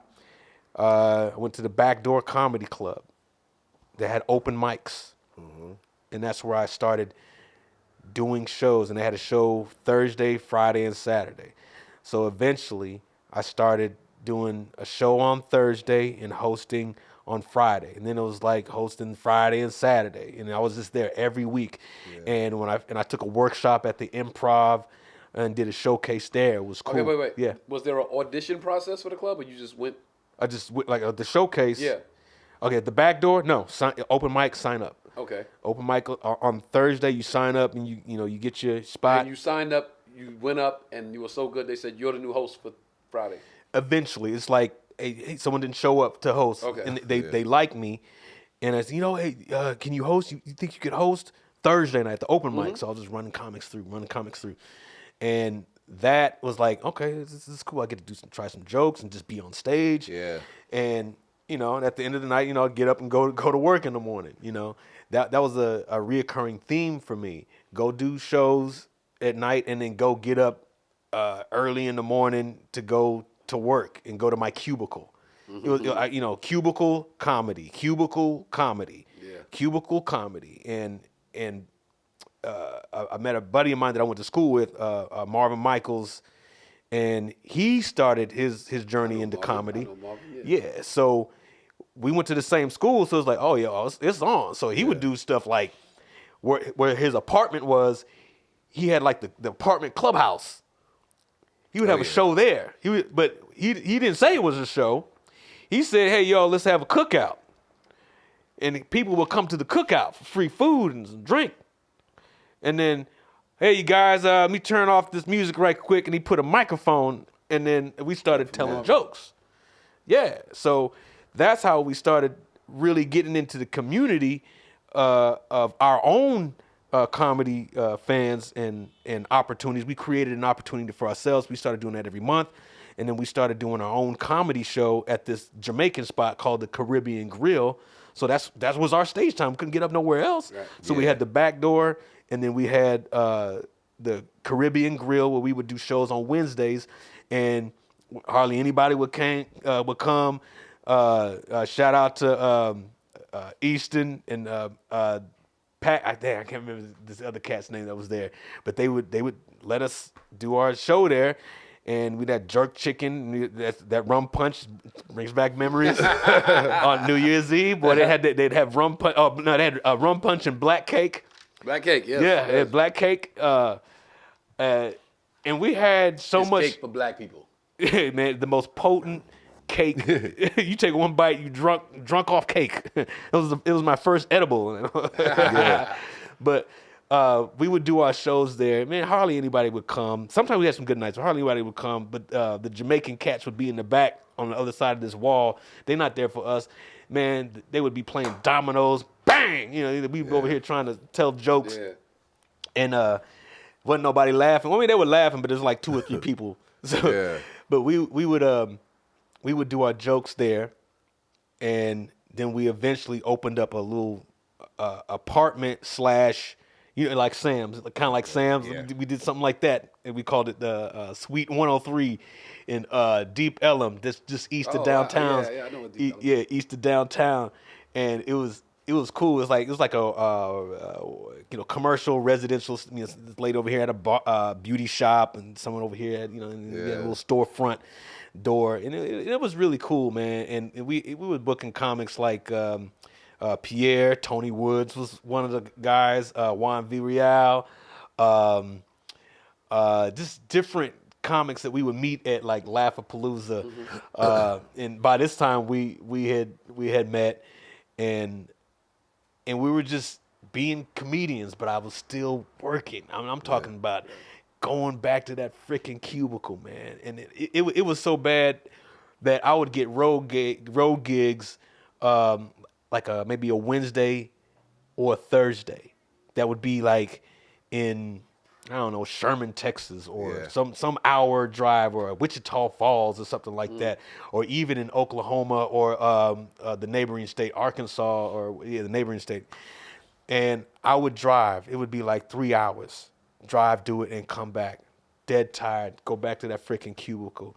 And I would be sleep in the cubicle. I did not give a damn. I mean, I would get to work early so I could go to sleep. That's how serious I was about it. And I didn't really tell anybody I was doing stand up until like not long before I quit. I started, hey, I got the show by this time they were doing a show called Fat Tuesday at the Addison Improv on every other Tuesday. And I would hit that mug anytime I could go up, they would put me on the list. I would go up, and eventually, like after a few months, I would go up, pretty much every time, every Tuesday, because there wasn't that many funny comedians that would that could go up. I mean, it wasn't big rotation back then. So and that gave me, some looks from the actual club, and I could actually get a booking, get a week. So I want a week. Eventually they started giving, the black comics some weeks, as an MC or something. And guest sets, that was a big thing. Let's see if I can get a guest set on. Right. Bruce is coming, Bruce is coming. If I could get a guest set on this. And Comic View was happening. This was like 2002, 2003. Cats was getting on Comic View. And Marvin, he did a guest set for Arnez J. He's, this guy, I like the way he writes, blah, blah, blah, blah. Arnez was hosting Comic View. He needed some writers. He picked my guy Marvin. Nice. So right place, right time. Right time, right place. Right time. And we had been working the right together. place. It's always the right time to be in the right place. People say the wrong place is the wrong time. The wrong place is the wrong place all the time. Right. Right. There's no right time to be in the wrong place. Nah, you ain't right. You can be in the right place at the right time. Right. And he was, and we had been doing it for so long at that particular time. It was like 3 years in, but we showed promise. We worked, and that's the message to anybody that's coming up in comedy. Write. Because when you're writing, you stick out. I don't care how funny you are. Yeah, you're funny, but like the writers, those are the people that are in charge of the shows, that write the shows, and that they know what's funny and they know who's funny because of the ones who write. They gravitate towards one another. Right, yeah. So that's why they picked him up, and because I would like to think because of our association, when I sent in my tape, he had some influence, and I got on Comic View not 1 year but 2 years. Well, I never knew that. Maybe you got it because you deserved it. I did deserve it, but come on, you got to admit, when you have somebody pulling for you on the inside, there's nothing like that. Yeah. But they won't do that unless you're worth something. Right. And if you're doing the work, God will put people around you or in your path to usher you a clearer path for you. So it's not, you deserve it, but you deserve it. The affirmation is that people are willing to, not hate on you, shut the door. Right. All of a sudden they think they're a gatekeeper, or they won't pass on information to you. No, they say, hey, look, come on. That's the way to do this. And I, what's commendable about you, Tony, is like you spread it around. I've met a lot, and I'm sure you have too, Trey. You met a lot of cats that just don't give you all the information. Nope. Yeah, man. And it's like, oh, okay, well, I guess I ain't gonna get on that. Or you ear hustling, and then they stop talking. Yeah. So there is a lot of that. But you don't do that. Say, call my man here, do this, or come with me. Yeah, man. it's very rare you meet a lot of stand-up dudes in this game. LA, especially once you get to LA, LA is weird. You can have a roommate that's writing the screenplay, won't even tell you. You know, he's the director. You like, nigga. It's about your life. Yeah. He's writing about you. He ain't gonna let you called Trey. He won't say shit to you. Won't say nothing. So it was, everything started to call Trey songs. Like, hilarious. He playing. So, you know, pre-moving to LA, people were coming and going, and there's always those people that went to LA and now they're back in Texas. Sometimes they, you know, I always wonder about people like that. I always wonder about people that move back to LA, to Dallas, or move back to Cleveland, or move back to Florida, or wherever for varying like reasons. You really just said, okay, this ain't it, and move back, or did something happen? Yeah. Were you traumatized? Was there an issue? I always wonder about people like that. Like you trusted it so much to make the move, right? Which is the hardest part. Yeah. Right. And then you say, oh, you know what, this ain't it. Go back. You know, no, there's no shame in no shame. I think in it's moving somewhere where you live. I don't think it's shame. I think it's you got to be in order to make it, you have to be willing to be uncomfortable for X amount of time. There's no set amount of time to how long you're going to be uncomfortable. So people come out here and they think, I'll give it a year. And in a year they're like, I still got to live like this going forward. Yeah. Or I got to live like this going forward after 2 years. Or live like this going. And there's no, if they could come out and say, okay, you got to spend 5 years like this before you get on, everybody would do it. Right. Yeah. But they come out and 2 years in or 3 years in, they're not where they want to be. And it's like, you know what? I'm going home. I'm going back. But do you really want to go, like, you ever see that meme on Instagram? It's like two guys, it's like a guy digging underground. Yeah. And like one guy's like walking away like, fuck it, I give up. But there's a layer of dirt and then it's a big diamond right there. Like, just a little bit further. All you have to do is dig wanted. one more time. And I think a lot of people do that in LA. A lot of people just say, That's life. you know what, I had a nice, not that they had the best life back home, but it was more comfortable. Right. They had parents, they had friends, they had family members. Yeah. They had a job that was okay. You know what, I could go back to that comfort level and live comfortably. And a lot of times people be like, some people have a wife or women back home or their parents, like, move back, come back. And I think that's like some of the most selfish. I'm glad I never had people like that. Yeah. I'm glad I always had people who's like, you better not move back. Yeah. I never even thought about it. But if I did, I knew I would. I knew people wouldn't support that move back, me moving back. You know, and the best memory I have of, that moment, and I'm pretty sure both of you have had this, that moment that tells you, yes, you have made the right decision of making this a part of your life and sticking with it and making that commitment in your heart, in your spirit. Like I said, I am a stand-up comedian and I'm making transitions and turning my life into this. That moment came when I was on a road. As a matter of fact, it came, I had moved to LA and I was still on the road. So I moved to LA. Why am I flying back to Texas to do stand-up? Because I still had gigs. I was doing the little road gigs. I was doing runs. And this one particular time, I was in Texas. I was going to Oklahoma, and I was going to Little Rock, Arkansas, and then back to LA. It was during the summertime. It's at the Looney Bin Comedy Club. That's in Oklahoma City, hometown where I grew up. And my mother at the time was at camp, so she wasn't there.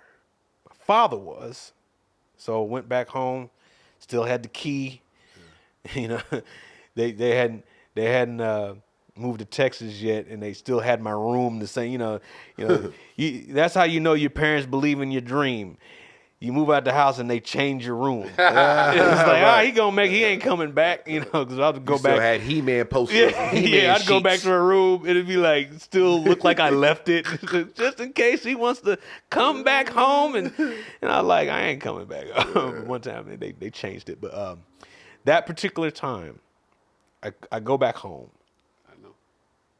And I'm staying at home because the comedy club was right up the street.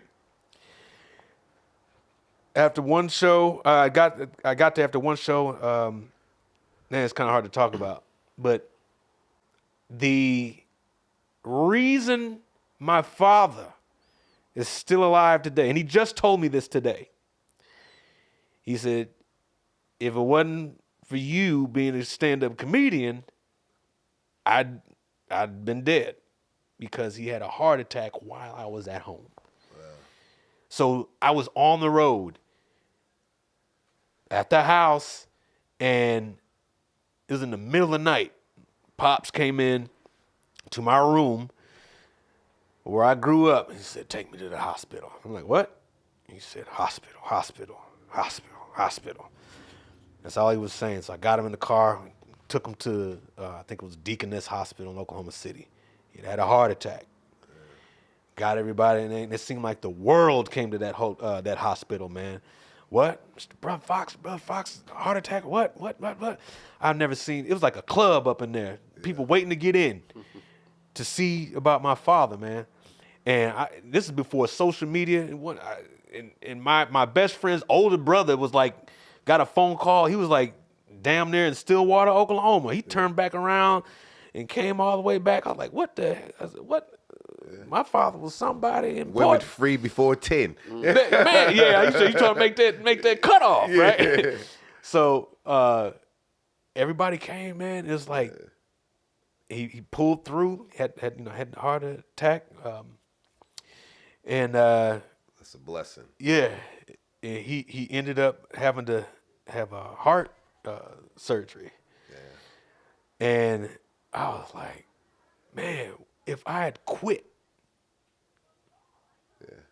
if I didn't take the gig, or if I decided to stay in a hotel, didn't come home early. Yeah. So I was like, I can't never quit. Right. Yeah. So that's like, man, just think of all the bad things that has happened because you didn't do something good, that you gave up something good. Yeah, man. So I thank God that I'm a comedian, because I save lives. My man. Mainly my father. So, there you go. My father told me a long time ago, when I tried to buck up to him one time, he said, you know what? I've been saving your life every day since you was born. If it wasn't for me, you'd have choked on your own spit and died a long time ago. But I'm not going to hold this over his head. But you know what? Just to say something to that, it's like you talking about all the people that were there at the hospital. That's just what your father meant to them. Yeah. Like your father meant a lot to a lot of people. Like I already told the story about my dad passing away. We don't have to revisit that. Yeah. But I do remember, like, it was like, damn, there's so many people here. Yeah. It's so many people here. And everybody got up and spoke, and nobody said anything. I remember this vividly, because I told myself I was going to live my life like this after that funeral. Mm-hmm. Everybody that spoke, nobody said anything about what he had. Mm-hmm. Yeah. Nobody talked about his possessions. Yeah. Nobody talked about his, worldly accomplishments. Yeah. They talked about what he did for them and how he made them feel. Yeah. And I remember saying to myself, that's more important than everything else. Yep. Yeah. No, if somebody gets up at your funeral and all they can say is the shit you owned, or the worldly possessions you had, you didn't make an impact on that person's life at all. But if they say, he made me feel this, or he taught me this, or I learned this from him, right? That's gonna last way longer, because they're gonna teach somebody that, and somebody's gonna learn that from them, and they're gonna make a person feel a certain way. So when my dad, when they were talking about him, it was like, man, he really, really, really impacted people. Affected people. Yeah. And and both my parents, my parents, both my parents is like that, and I was like, wow, people, and people who I didn't know, like, I work with your father here, or some people, somebody like, somebody that he grew up with or something like that, somebody he hadn't seen in 20, 30 years, and they heard about it, and they went to come see about it. I'm like, yo, man, I'm like, damn. Or you get that meeting or that random phone call from a person that I used to work with your father. Yeah. And they show you love based on the relationship for your father. Yeah. You know what I'm saying?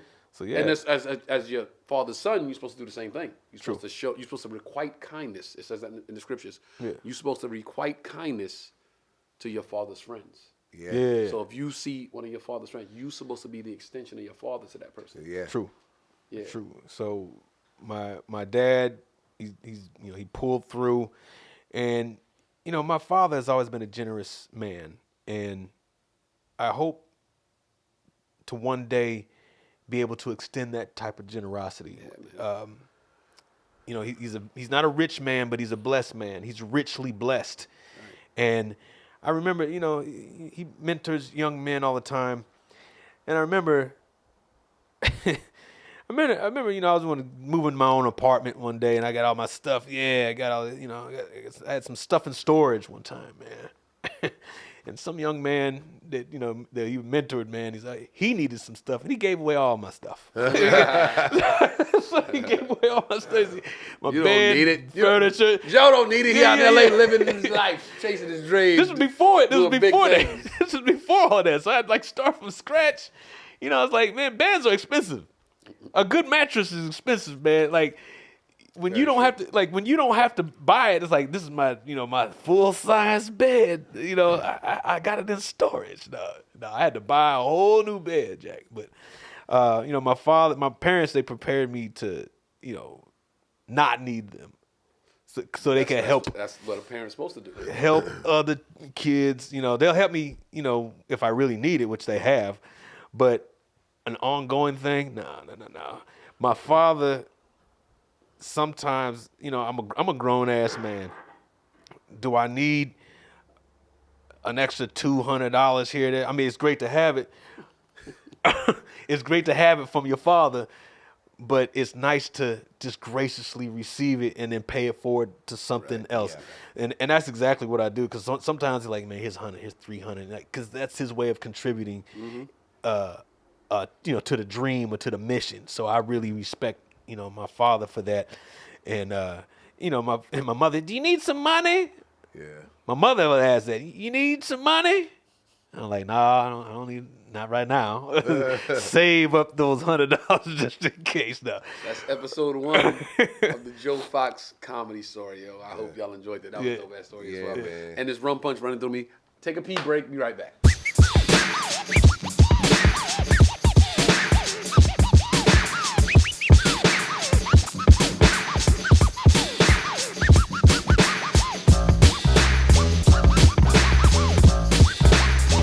Man, great story, Fox. Yeah, man. Great story, Trey. Yeah. It's crazy how paths go this way, they go that way, and then at some point they all converge. They all converge, man. So you could be right now, you could be watching this, and you somewhere so over there, and I'm over here. But if we supposed to meet, we supposed to cross paths. It's gonna happen. Yeah, it's gonna happen. So I'm gonna just pass it to you, but yes. To use a bridge, the headliner special. Right. What I felt when I saw that, I was locked in. I remember when they were talking about what the Kings of Comedy meant to them. Right. And how significant it was. Yeah. And the fact that it was a documentary style and we got to see another style. It was a good look stylistically. But what I really appreciated with the other comedians that were on the edge. Like, you could see other comedians that were in the room. Like, I thought I saw Ruben Paul in there. He was there. Ruben Paul was there. Jonathan Martin. That's who that was. Jonathan Martin. Plastic Cup Boys. So it's like the stars or the spotlight is on certain people, that are supposed to, be on the show, whatever. But if you're good and you're doing consistent work, you can still be in the room. And I kind of feel that with the Rock the Mic tour, we've been doing good work and it's leading to somewhere great. And the fact that you were in there in such a big piece, I did not expect that. Because I did not expect that. I did not expect that. This nigga's like a cast member. I was like, you told us about the time and you went on stage. And you made it seem like they was gonna show that little piece, and that was it. I didn't expect this it. Nigga got a whole IMDb credit. I didn't expect it. No, I knew it was on. This when I knew it was on. I woke up that morning. And check on the baby. Go get my little breakfast. Whatever my day consists of, and then it's like, okay, I try not to get the phone. Isn't supposed to be the first thing you go to in the morning. It's supposed to be, phone is like, then you set yourself up the whole day to be here, and I don't want to do that. So by the time I get to the phone, I look on my phone, and it's like you got like 80 new followers on Instagram. I'm like 80 new followers, and I look, and it's like, oh, everybody's talking about it, And then I got like 70 messages, bruh. Yo, good look. Yo, your big bro hooked you up. That was so dope. The story you told, I'm just like, it resonates with people because it's from the heart, number one. And whether you're a comic or not, you can relate to being around something that you want to be a part of so badly. And thinking to yourself, should I say something? Should I not say anything? So it was big.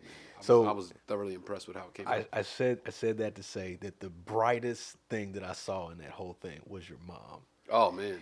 Because the story about, was the New York Times or the Daily News. The Daily News. It's like you're standing on that land area. I didn't care about any other city. They did 5 cities in New York. They did 5 stops in New York. I didn't care about Madison Square Garden. I was like, this is where Dad used to walk. Dad's in this dirt. I have to be on this show. You know what I'm saying? The fact that your brothers was there, and your mother was there. It's like I felt like I was thinking when my mother and my father they come to the shows, and it's like they're seeing me do this thing that I said that I was gonna do and following through on it, and it just. I gotta think that it means so much to them that they can see that. So let's do this then. Yeah. So we saw you on air on the Headliners Only. You was on stage and you said, "Yeah, I told my brother I would slap him myself." Boom.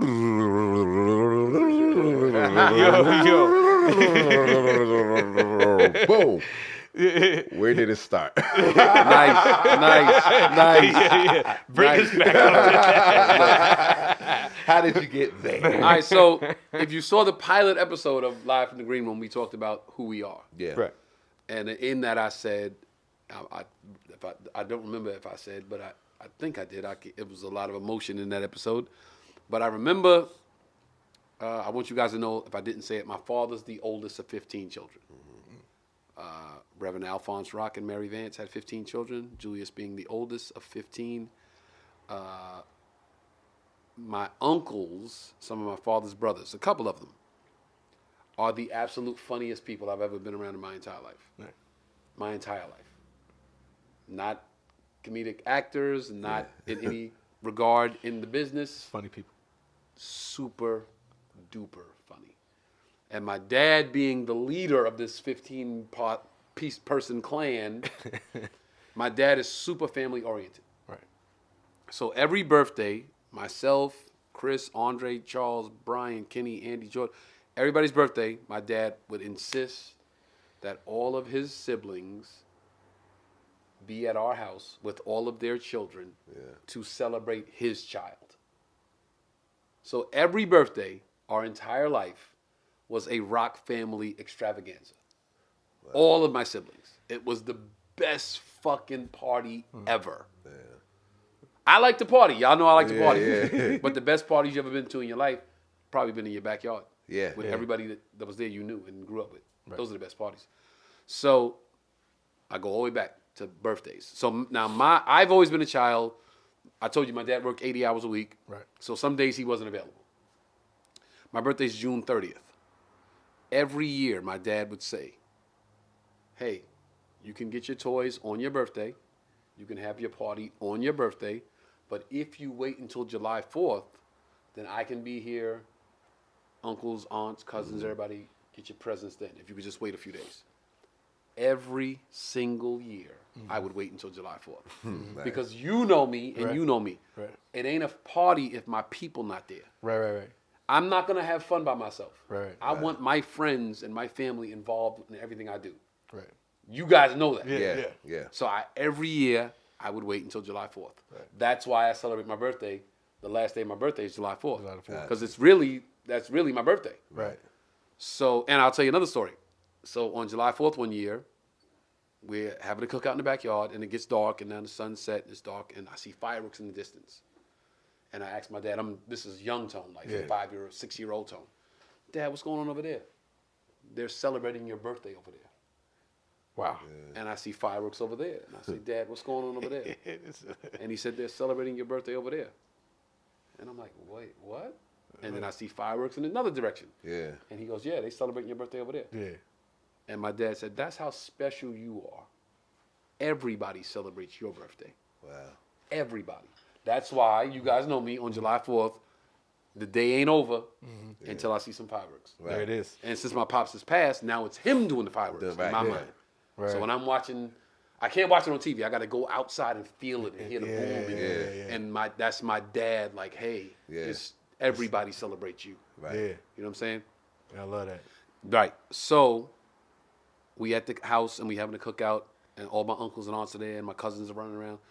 And I remember, this might be the first seed. I'm trying to give you guys the real origin story. This is the superhero story of superhero stories. Right. The seed was being in the backyard, and we kids, we run around playing, but as the sun sets and the adults start talking and drinking and, smoking their cigars or whatever, and the kids are like, almost have to go to bed, so now we just sitting there watching them do their thing, the grown-ups.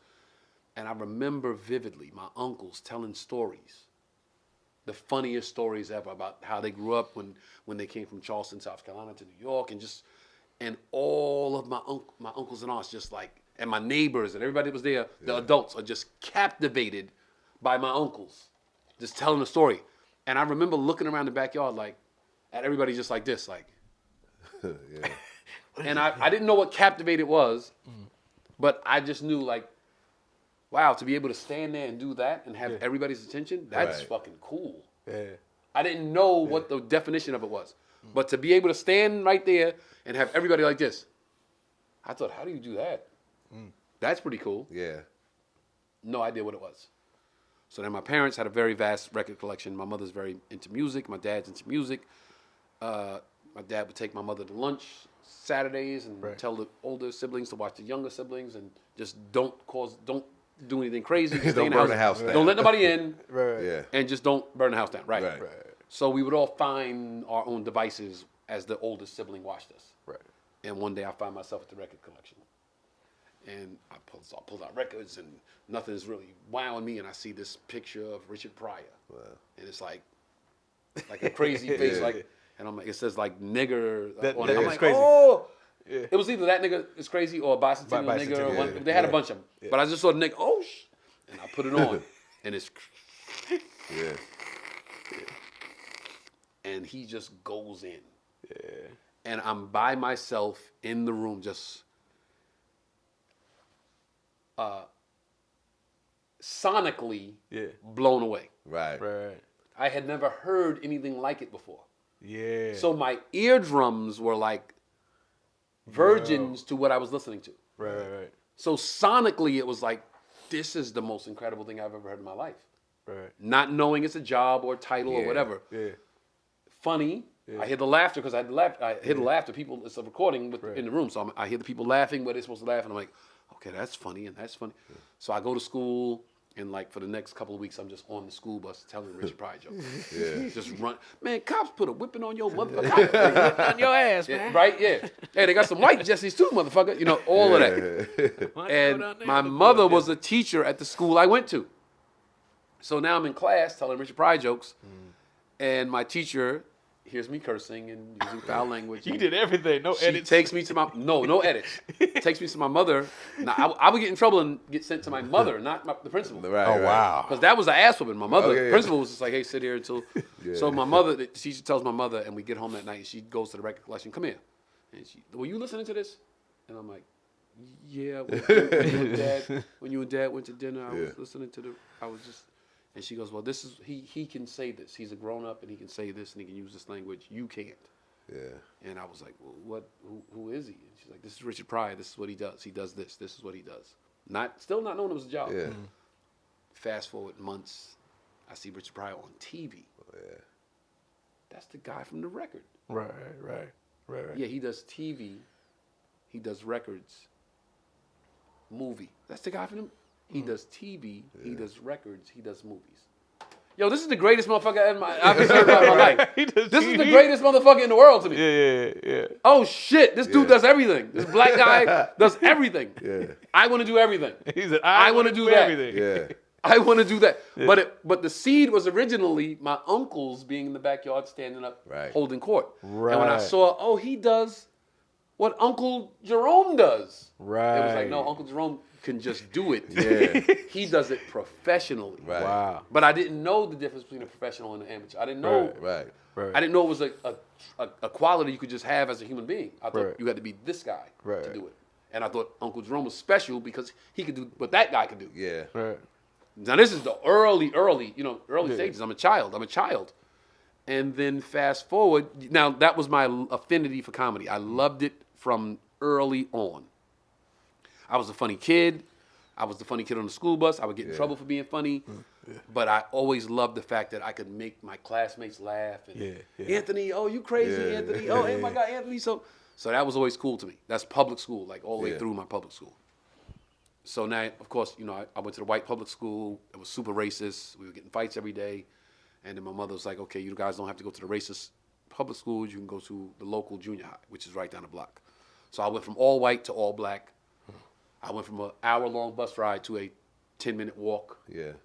But when I get to the black school, I didn't really fit in because all of those kids had been in public school together. Right. So only a few kids in the neighborhood in a few blocks radius knew me. You know what I'm saying? Right. So I go to junior high school. I was kind of an outcast. I read better. I spoke better. My mother was a teacher, but I also went to a better school than they did. So I was, a little more articulate. And it made me weird to them. Yeah. I was, good morning, teacher. And yes, ma'am. No, ma'am. What the fuck is wrong with this dude? Yo, what the fuck is wrong with this kid? It's mad respectful. But two things I had going for me. I was athletic. I played every sport. And I was funny. Right. I was funny. Yeah. So I went to a hood school. Bed-Stuy, Brooklyn, when I was growing up there, it was war. Yeah. And we would come out of school for lunch. And kids would be outside getting robbed, and they sneak us and beat up in the snow and pushed in the snow, and all. And the kids that was doing it was classmates. And they, yo, Rock is cool. Rock funny as fuck. Yeah. Or Rock is cool. Rock could play ball. You know what I'm saying? Yeah. Rock's. And it was like, wow, this is like almost like a superpower. Like that was the beginning, first learning I was a superhero. Right. Like, wow, they don't bother me because I can do these things. Right. Which made me accentuate these things. Right. So then. Junior high was cool. It was a cakewalk. Got in some fights here and there. I got slammed on my head one day. Ooh. I remember that kid scooped me up and slammed me on my forehead. Boom. Damn. Because I was boxing. My brother Shabazz used to box. I'll tell you, my brother Shabazz used to box, and he would teach me how to box. So I used to box with him all the time. And I was playing with my friend Eugene in the hallway one day, showing him how you turn the jab. You got to turn it. Yeah. People are like, they were like, yeah. No, you got to turn it. Boom. So it's like a hammer. Boom. When it hit with more ferocity. You know what I'm saying? I'm showing him like, turn it over. And one of the kids that was like a bully in the school saw me doing it. Like, come on, put your hands up, man, fight me. And I'm like, no, I'm cool, bro, I'm cool. Yeah. Right. Didn't want no smoke. And he's like, nah, come on, man, you showing him. And I was like, I was just showing him how to throw a jab, man. And he was like, well, do it. And I was like, just all right. And I was like, pop, like, nigga, fast, bang. Yeah. Caught that nigga right in the lip. He was like, oh, shit, like, didn't even see it. He was like, yeah. And I was like, all right, cool, man. All right, I was just showing you that. And I would turn to walk away like I didn't want no smoke. And that motherfucker scooped me up, slammed me in my fucking forehead. Dang. And my teacher was in the hallway like, are you crazy? And sent that motherfucker up. And she was like, you okay? But it was like something about your forehead, like if you hit here, like it's supposed to be like super hard, like right here. Yeah.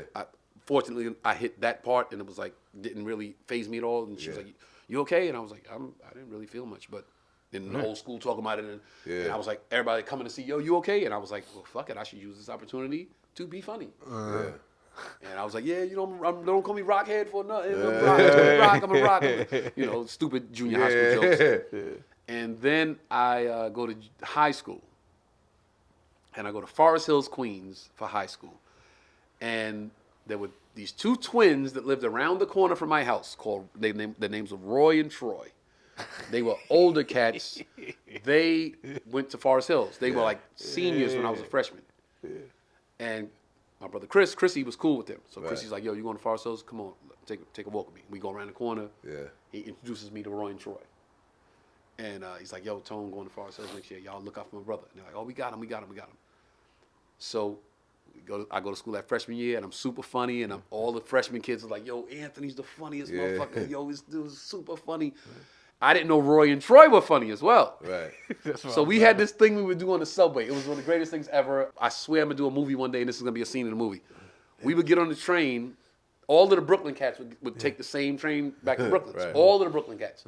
So we would get on the train, and the goal, the exercise was we would sit on the train in the last car. That's where all the bad kids would sit, on the last car of the subway. And when the doors opened, boom, boom, as soon as the door opened, whoever walked on the train, we had to roast them. Right.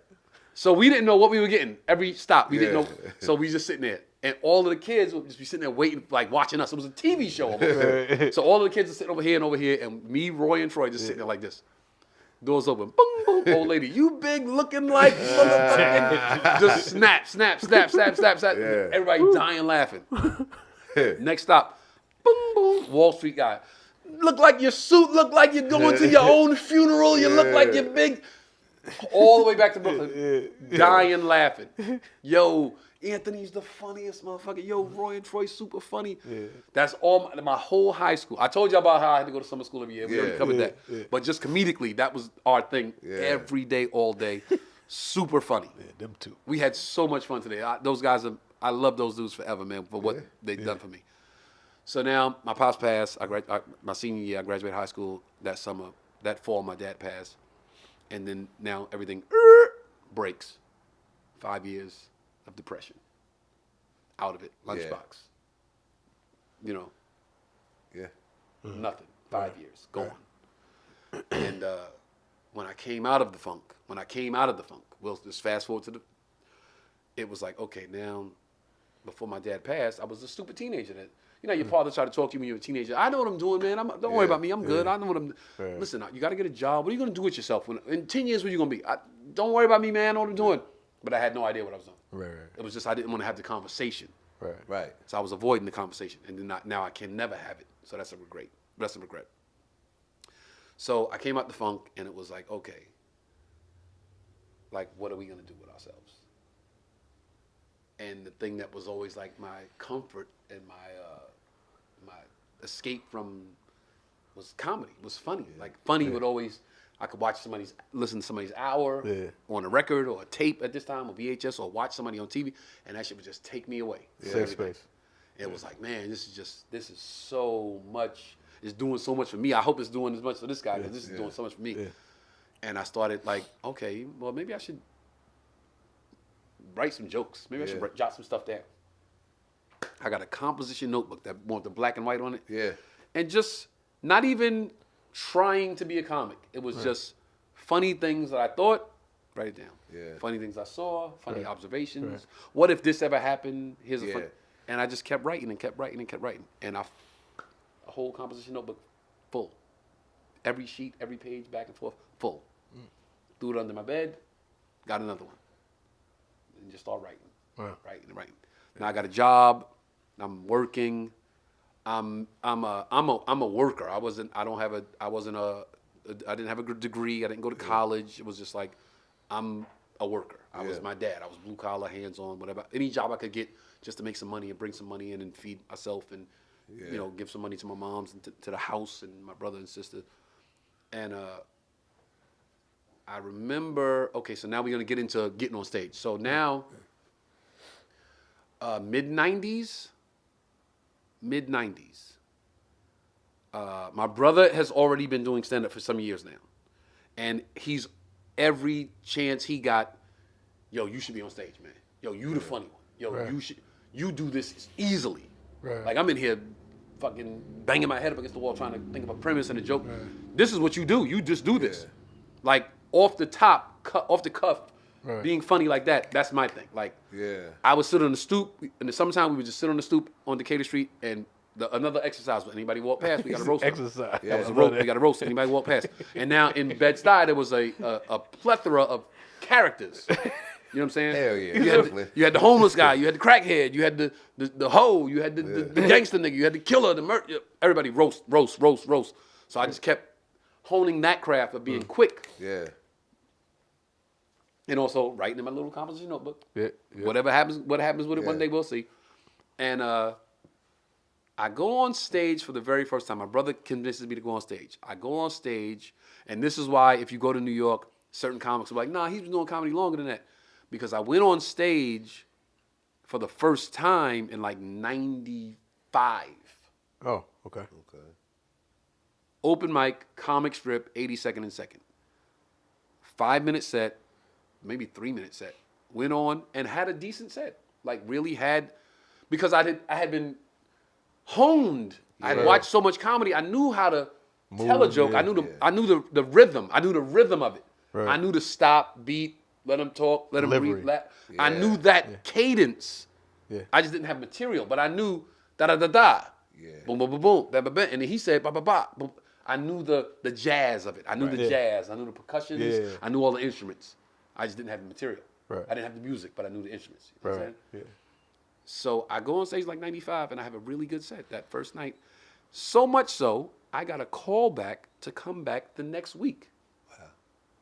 And I didn't go back the next week. Oh, okay. It felt like it was so much pressure. Like, shit, I was just trying to do a set. Like, now they were gonna come back again, and I didn't go back.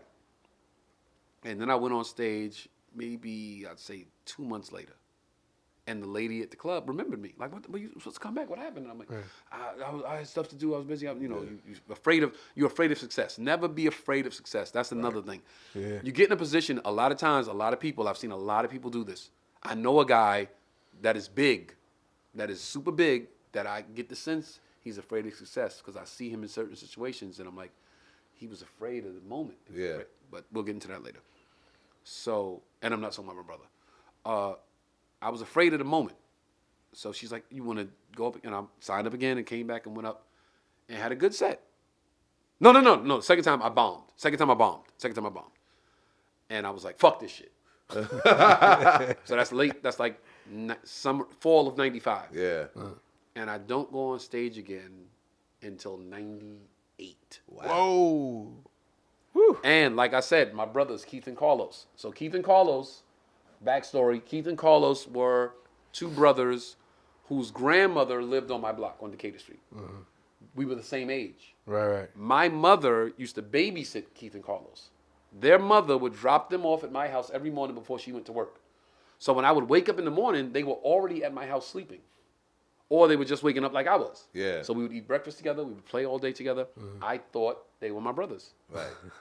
I swore if you would have put me on a stack of Bibles, I would have said, those are my brothers. Those are my siblings. Yeah. Until one day I wrote a book report, and I wrote, like, this summer I spent my summer with my brothers, Keith and Carlos, and we played. And my mother read it and was like, those ain't your brothers, bro. And I was devastated. Oh, wow. Wow. It broke my heart. And my father came to me, being Julius Rock, the great guy that he is. Listen, if you want them to be your brothers, they're your brothers. Your mother doesn't have to give birth to them. They're your brothers. Those are your brothers. Keith and Carlos are your brothers. That's some good advice. Yep. And I was like, yeah. And they've been my brothers to this day. And I only bring them up because of this reason. When I stopped doing comedy, Carlos, was the guy that every time I saw him, when you get back on stage, man, come on, man, get back on stage, bro. Yo, when your next show, I'm gonna come. And it got to the point where it was like, if I knew he was coming on the block, even when he moved off the block, he would still come on the block to visit. And they'd be like, yo, Los down the street. And I'm like, fuck, man, I don't want to have to have this goddamn conversation again. And he just kept bothering me about it. Like, and I was like, all right, you know what? I'm gonna try it again. I'm gonna try to get on stage again. And now by this time, Sherrod, who was my cousin, lived at the very first house at the corner of Decatur Street. and he was away at school. And when he came home, it was like, yo, I was doing open mics when I was in Maryland. Yo, we should get on stage. And I'm like, what? He's like, yeah, we should get on stage. Yeah. Let me show you something. Came in the room and I pulled out all the composition notebooks. Like, look. Whoa.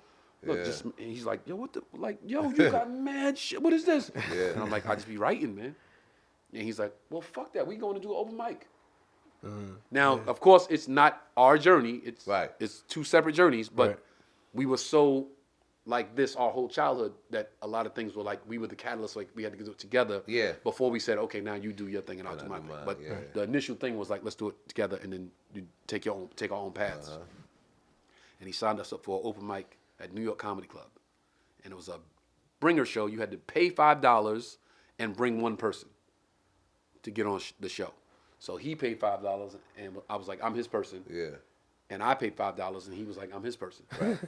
And we went on stage that night and we both had really, now keep in mind, when I say good sets, listen, when I'm telling everybody that's viewing, when I say good sets, I mean good sets for where we were. True. Yeah. We didn't kill by any means. Right. But for the guys that were just on stage for the third time and this guy for the second time, we did okay. You did that right. Yeah. And they were like, you guys should come back again in like 2 weeks. We'll give you a date to come back. And we looked at that like, yo, we off and running. No money. Right. But we were like, it's a start. Right. So then we got strategic with it. Like, okay, it's like 14 comedy clubs in New York. We're going to get in one at a time. We're going to be a paid regular at one club at a time until we play every club in the city. Right. And that was our summer. No, now Sherrod and I, we had a lot of chicks at the time. So it was like, yo, no more dating. A date is coming with us to the clubs. No more partying, because that's a waste of money. We got to focus on, ourselves and eating right and not drinking and being hungover the next day and bullshitting with chicks. Yeah. It was like, yo, dude, we got to be locked in. Now we know what we coming behind. Because now by this time, my brother's a name. Yeah. This is already New Jack City. Yeah. This is already CB4. He's a name. Yeah. So now we coming behind smoke. Right. It's going to be a lot of they don't deserve it. They're not really serious. So we had to prove everybody wrong by doing more work than everybody else was doing. So now we can never lose our credibility with our peers. To this day, 2023, I'm still in the club every night, as many nights as I can, as many spots as I can, because I never want my peers to say, he's just doing it because of that guy. Yep. You know what I'm saying? You're never gonna catch me. You're never gonna catch me slipping. Right. That's why I never mailed it in. Right. That's why I never take a night off. Because the night I take it off and go, let me just bullshit. Yeah. 10 minutes, fuck it. Yeah. That's when they go, see, he wasn't really serious. He was just doing it because his brother. Right. So you ain't never gonna catch me slipping. So now we in the game, but we not in the game. Right. And it's we doing paid. No, we're not doing paid spots. We doing bringer shows everywhere. Yeah. We doing now. We got to call on favors, yo. If y'all three could come to this show. And y'all two could come to this show, we could get up both of those shows. Yeah. And if your sister could come to my show, and my cousin will go to your show, so it's not the same person. Yeah. So we started calling in favors, losing friendships, because now it's like, I can't do this shit every week, man. Like, y'all get ahead with that bullshit. Like, and I understand it. This ain't for everybody. Right. I appreciate the little bit of support we got at the time, but it wasn't for everybody. And it was our journey. Right. And we get into the New York Comedy Club first. Our first paid spot was New York Comedy Club. I think my first paid spot was $3, and they gave me 3 singles, and I took the first one. Like the guy's like, "Here's your money." 1, first single, I took that one. 2, the second single, I took it and gave it to Sherrod, because this art, like we did this together, and he did the same thing. He got his first and gave me his second, and now we start working in New York. And see, this is the luxury. I'm listening to both of y'all stories. This is the luxury of starting in New York. You don't have to drive 3 hours to do 5 minutes. You don't have to send.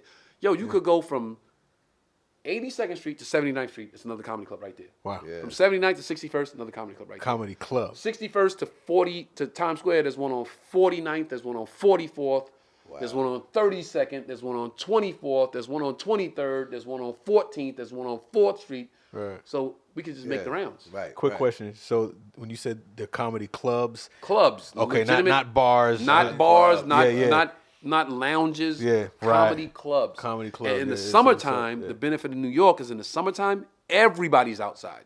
So every comedy club is packed. Bringer show to headliner show. Packed. Yeah. All summer.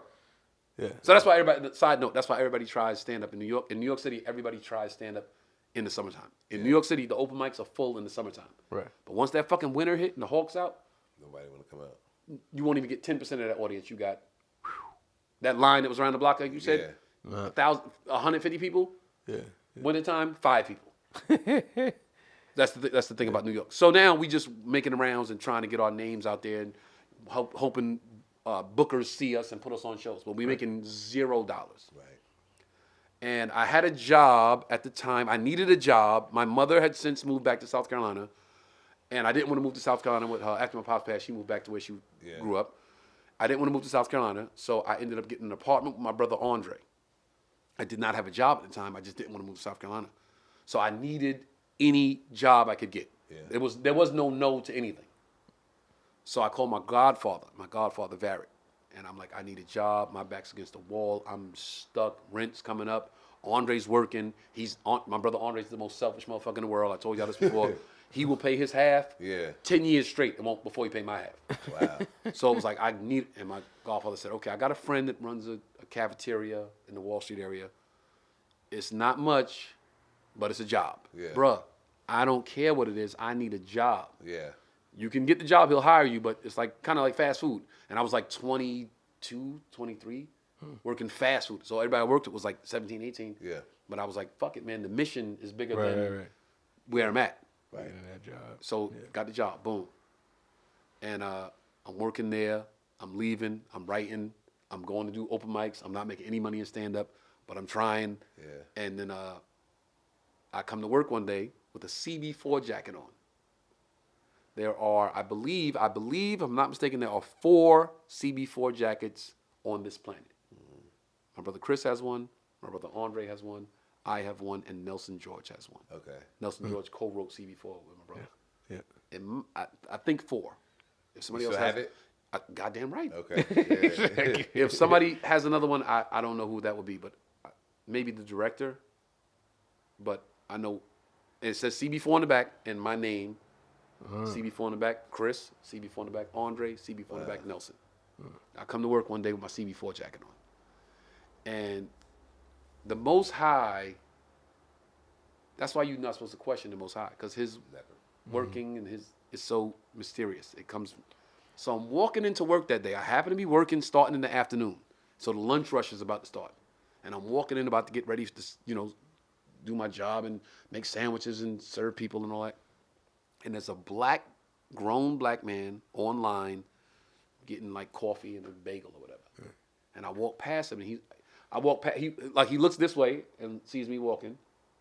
And I walk behind him and he does this. And then when I get, clock in and take my stuff up, put my jacket up and everything, I come out on the floor and I'm like, can I help anybody? And he goes, hey man. No, not hey man. This is Wall Street. Excuse me, sir. Was that a CB4 jacket you had on? Oh yeah. How'd you get a CB4 jacket? I can't. In all honesty, I can't tell a motherfucker, I'm working fast food. I can't say Chris Rock's my brother. Right. So the dynamic of it was like, this isn't the scenario where you would say something like that. Right. So I just I know the guy that wrote the movie. He gave me a jacket. And this dude, I don't know that he knows. He says, well, Chris Rock and Nelson George wrote the movie. Who do you know? And I'm like, fuck, this dude knows. And I'm like, I know both of them. And he's like, how do you know Chris Rock and Nelson George? Because he's looking at the guy working fast food. Like, why do you have a CB4 jacket working fast food? Right. It doesn't compute. Right. You got to know. And I go, listen, man, it's not the type of thing that comes up in a normal conversation, but I'll tell you. Because this is not a stranger. It's a guy that comes in the restaurant all the time. Right. Bob Ross. And I go, just so you know, not between me and you, Chris Rock is my brother. He's like, Chris Rock is your brother? Yeah. So are you a comic too? And I'm like, well, I do spots here and there, and I was, how to this day when I meet people and they say, hey, Tony Rock, I'm an aspiring comedian. I always say, yeah, man, don't say aspiring. Right. Say you're a comedian. Because if you say aspiring, you have a frame of mind that everybody else is somewhere else than you are. Right. And that's what I was at the time. I was like, well, I should have said, yeah, I'm a comedian, but I didn't have that confidence in me to be like, yeah, that's what I am. I'm standing on that. Yep. That's why I tell up and coming comics now, stand on that. Stand on it. Mm-hmm. So I'm like, yeah, I get up every once in a while and I do shows. And he's like, well, let me know when you're doing a show. I'll come and check you out. And I'm like, for real? Because I know what type of shows I'm doing. I'm bringing shows. Yeah, I'll come and see you. And I'm like, get the fuck out of here. Like, what? Okay. And he comes in the restaurant almost every day. Yeah. He's a bringer. And now we just chopping it up. We have a rapport. Yeah. And he says, one day we talking, and it's like 5 o'clock, and he's getting off work, and I'm working till like maybe 8 that night. And he's like, what's the goal? Like, I know you're not, this ain't it. And I'm like, yeah, I just needed a job at the time. My mom's moved back to South Carolina. And he's like, well, I could look upstairs and see if they got something upstairs. He worked for AIG Insurance, the third largest insurance company in the United States. That's what they would tell us every day. They would tell us that shit every day. You know, we're the third largest insurance. I don't give a fuck. Nigga, I'm trying to write these jokes. So he, out of the kindness of his heart, is upstairs working one day, and he finds out about an opening in the data processing department called the data center. And it wasn't anything that was so elaborate that I couldn't grasp it. Yeah. Right. I believe if you give me enough time, I can learn anything. Right. I truly believe that. I can fly a rocket ship if you give me enough time to learn it. So he comes downstairs one day like, hey, they got a position in the data center. I spoke to the guy that runs it, and I told him about you, and he wants you to come up and have an interview. And I'm like, bet. So we scheduled an interview for a few days later, and I come into work one day, got my little, you know, what they call it, the monkey suit, the clown suit, they call it. Monkey suit. So I come in, I go upstairs, I take my lunch break, and I go upstairs to do the interview. And I know how to wow in an interview. I've been doing that my whole life. And the guy's like impressed with me, and he says, so when can you start? And this is what got me the job. I said, well, listen, I can start tomorrow. In all reality, I can start tomorrow. But I'd like a week to prepare the person that's going to take over for me. Right. I would like a week to prepare that person. Yeah. So that they're not left high and dry. And he said, I respect that you have an opportunity to get a new job, but you still care about the old one. Yeah. You don't want to leave them. My replacement. And he's like, I like that. He's like, you know what? Take a week and come back and start like on the whatever date that was. Right. And I was like, thank you so much for the opportunity. And I went downstairs and let them know, like, yo, I got a week. I'll train my replacement so y'all not left. Yeah. And a week later, I was upstairs. Meanwhile, back to comedy, I'm still writing. I'm still doing bringer shows. I'm still nowhere in the comedy landscape. Right. And now I get passed at the comic strip. So now I'm a regular at the comic strip, and I'm a regular at New York Comedy Club. And then we go to Gotham, and we get paid at become regulars at Gotham. And we get in Gotham, the strip, Stand Up New York, Gotham Strip, Stand Up New York, Boston Comedy Club, Dangerfields, Cellar. New York Comedy Club. No, Cellar was last. The Cellar was last. So we get in a bunch of clubs, and the Cellar was the hardest club to get in.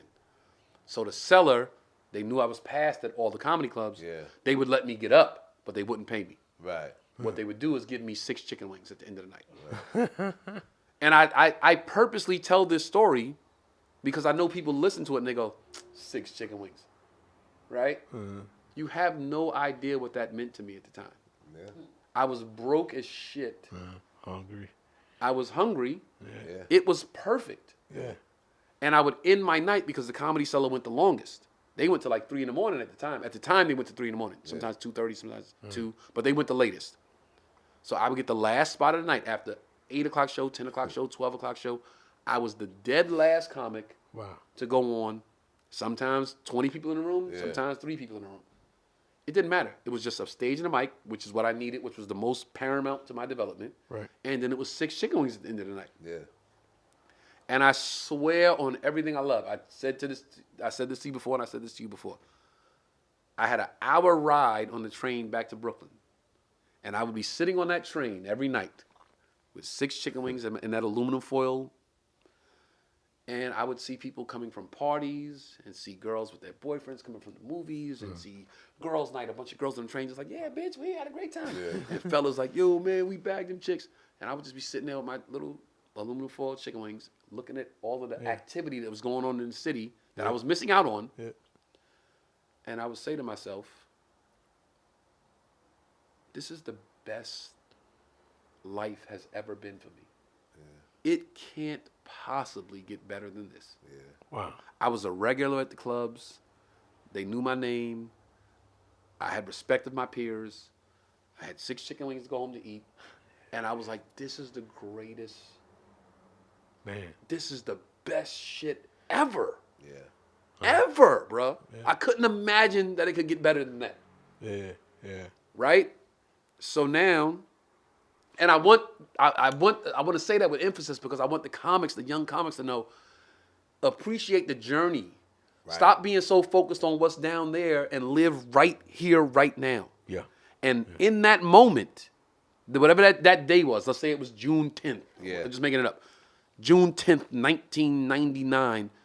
I was in that moment, and I was really in that moment. Like, this is the best shit ever. Yeah. For right here, for right now, it's not anything better in the world than what I'm doing right now. There's not a place in the world on God's green earth that I would rather be than sitting on this train, heading back to Brooklyn, like, yo, I just had a full day of comedy.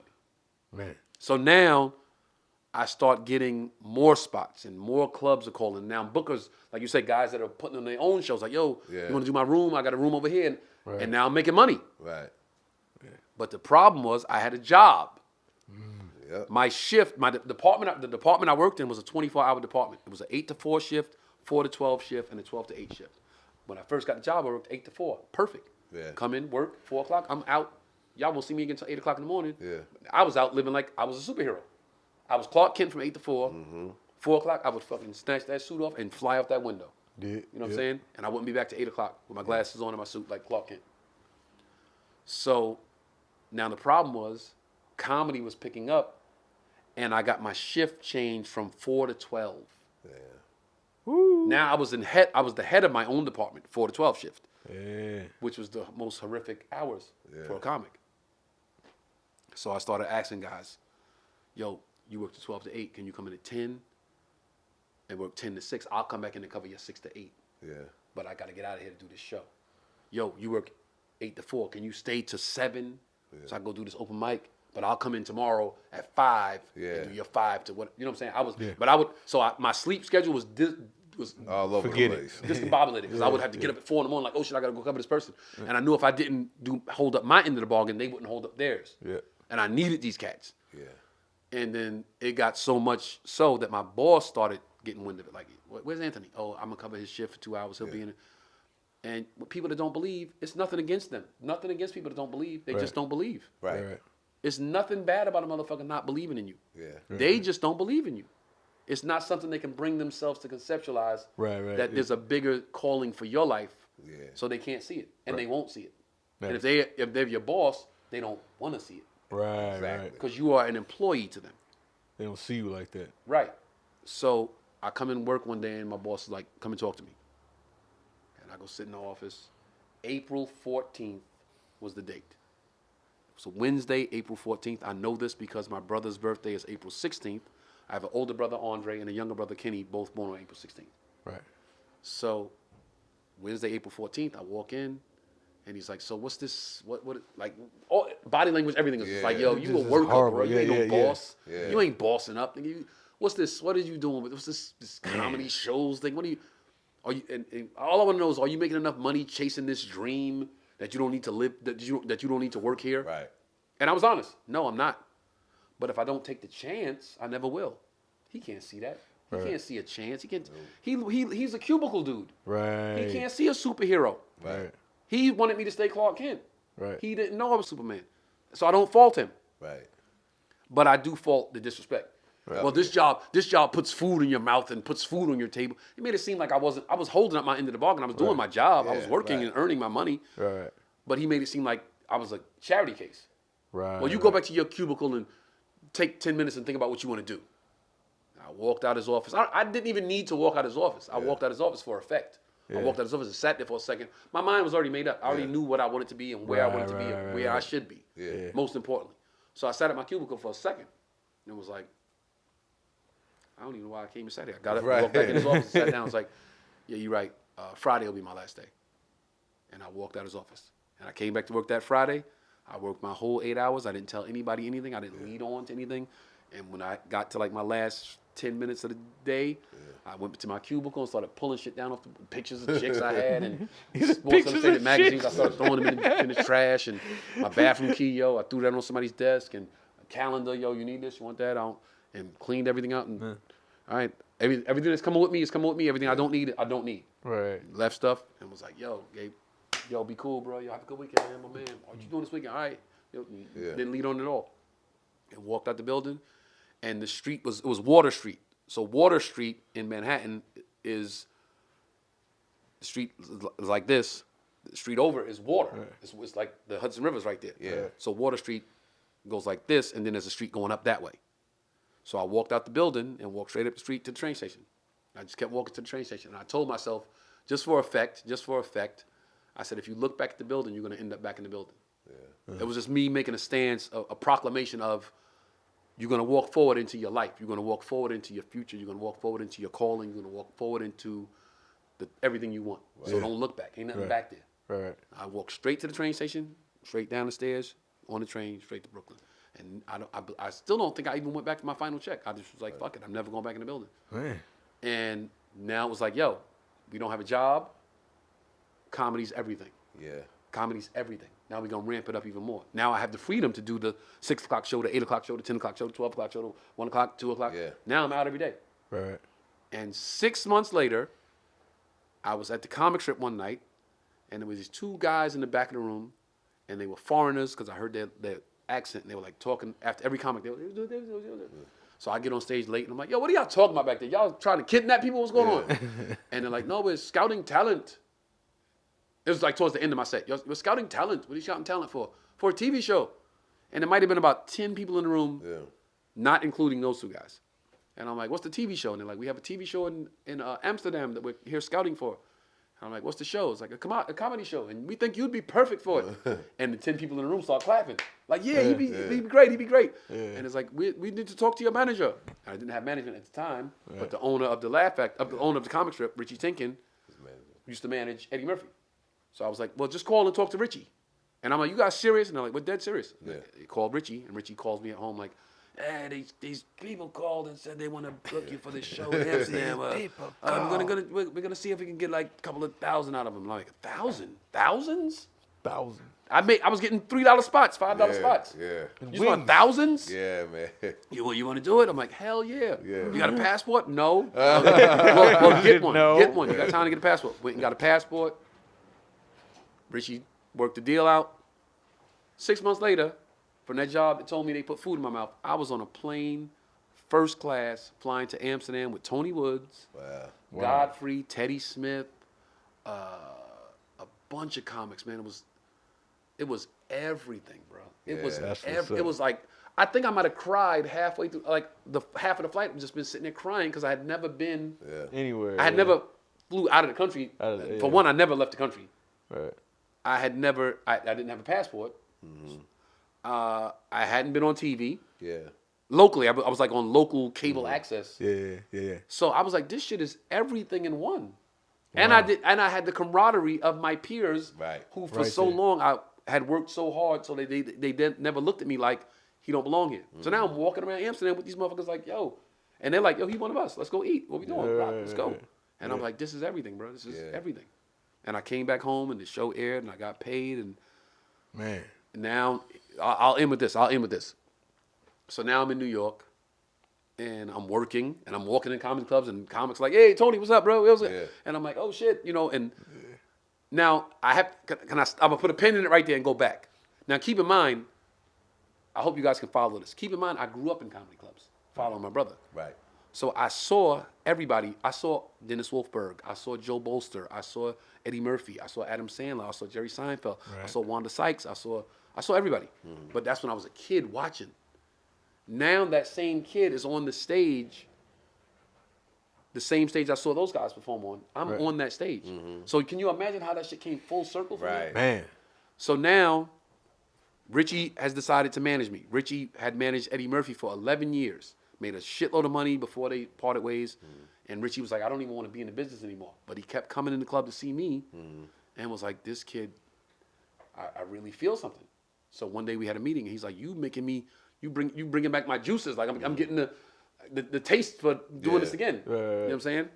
And I said, bet. And we did it with a handshake. Richie and I never signed no paperwork. Handshake. Mm-hmm. He was like, you want to just see how this year goes? Let's work for a year, see what happens. Boom. And he was loyal to me. I was loyal to him. Get a manager that rides for you, man. Richie was a rider. That dude was like, he would say my kid. That's why I still say the kid. To this day, I'll say the kid. Every once in a while, I'm talking about myself, I say the kid, because Richie called me the kid. Yeah. Or Pally. He'd be like, hey, Pally. Or he would call me the kid.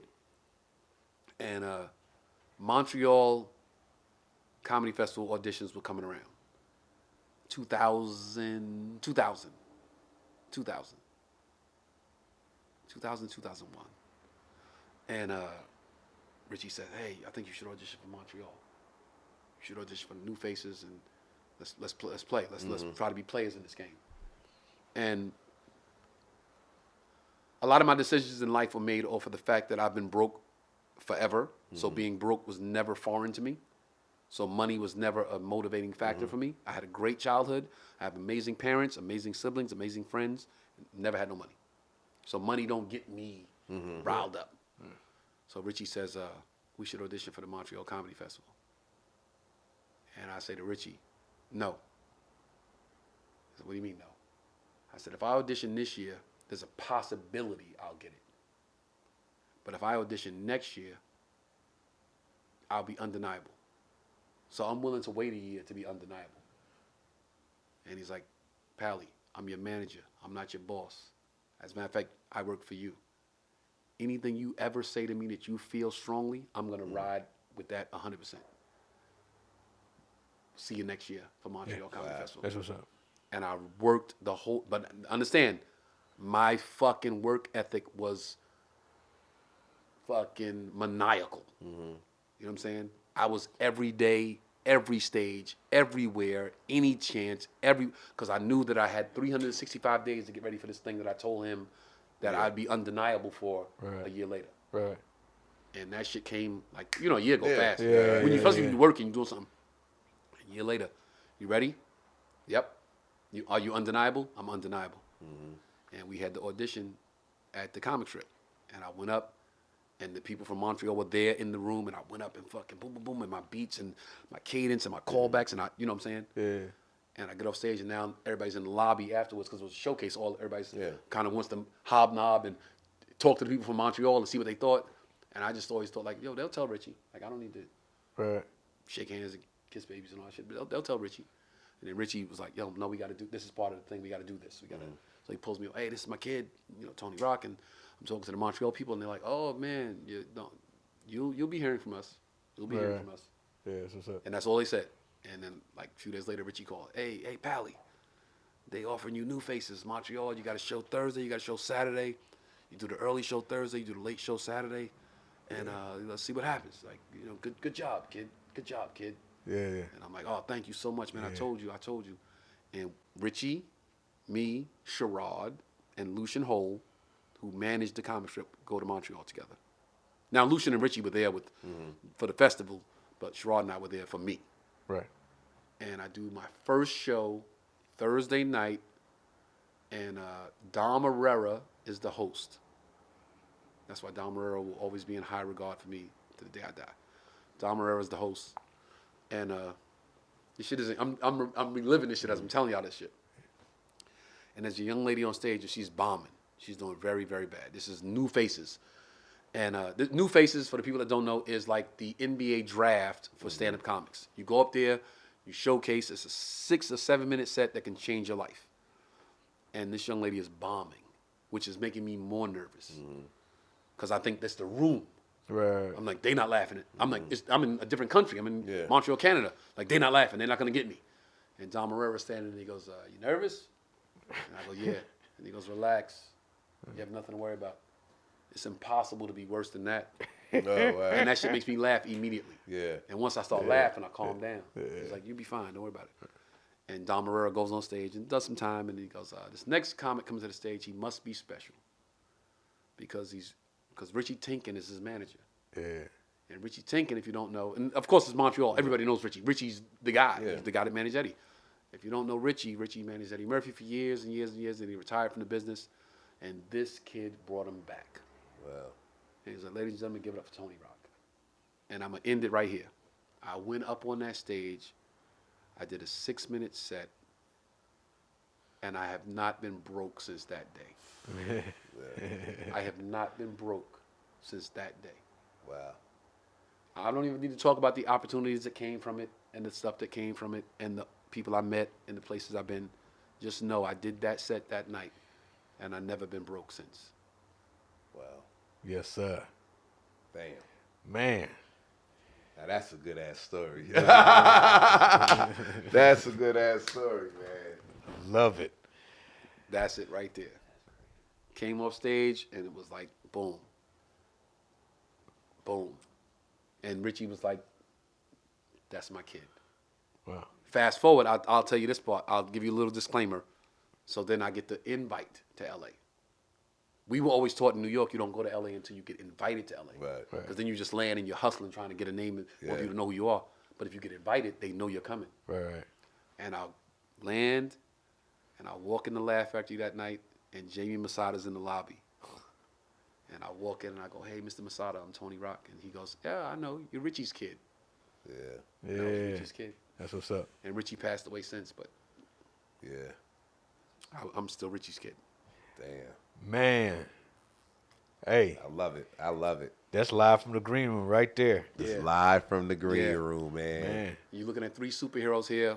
We all took different journeys, and all of our comic books started out a different way, but they all end with us sitting right here having this conversation with y'all. We'll see y'all next week. Peace. Peace.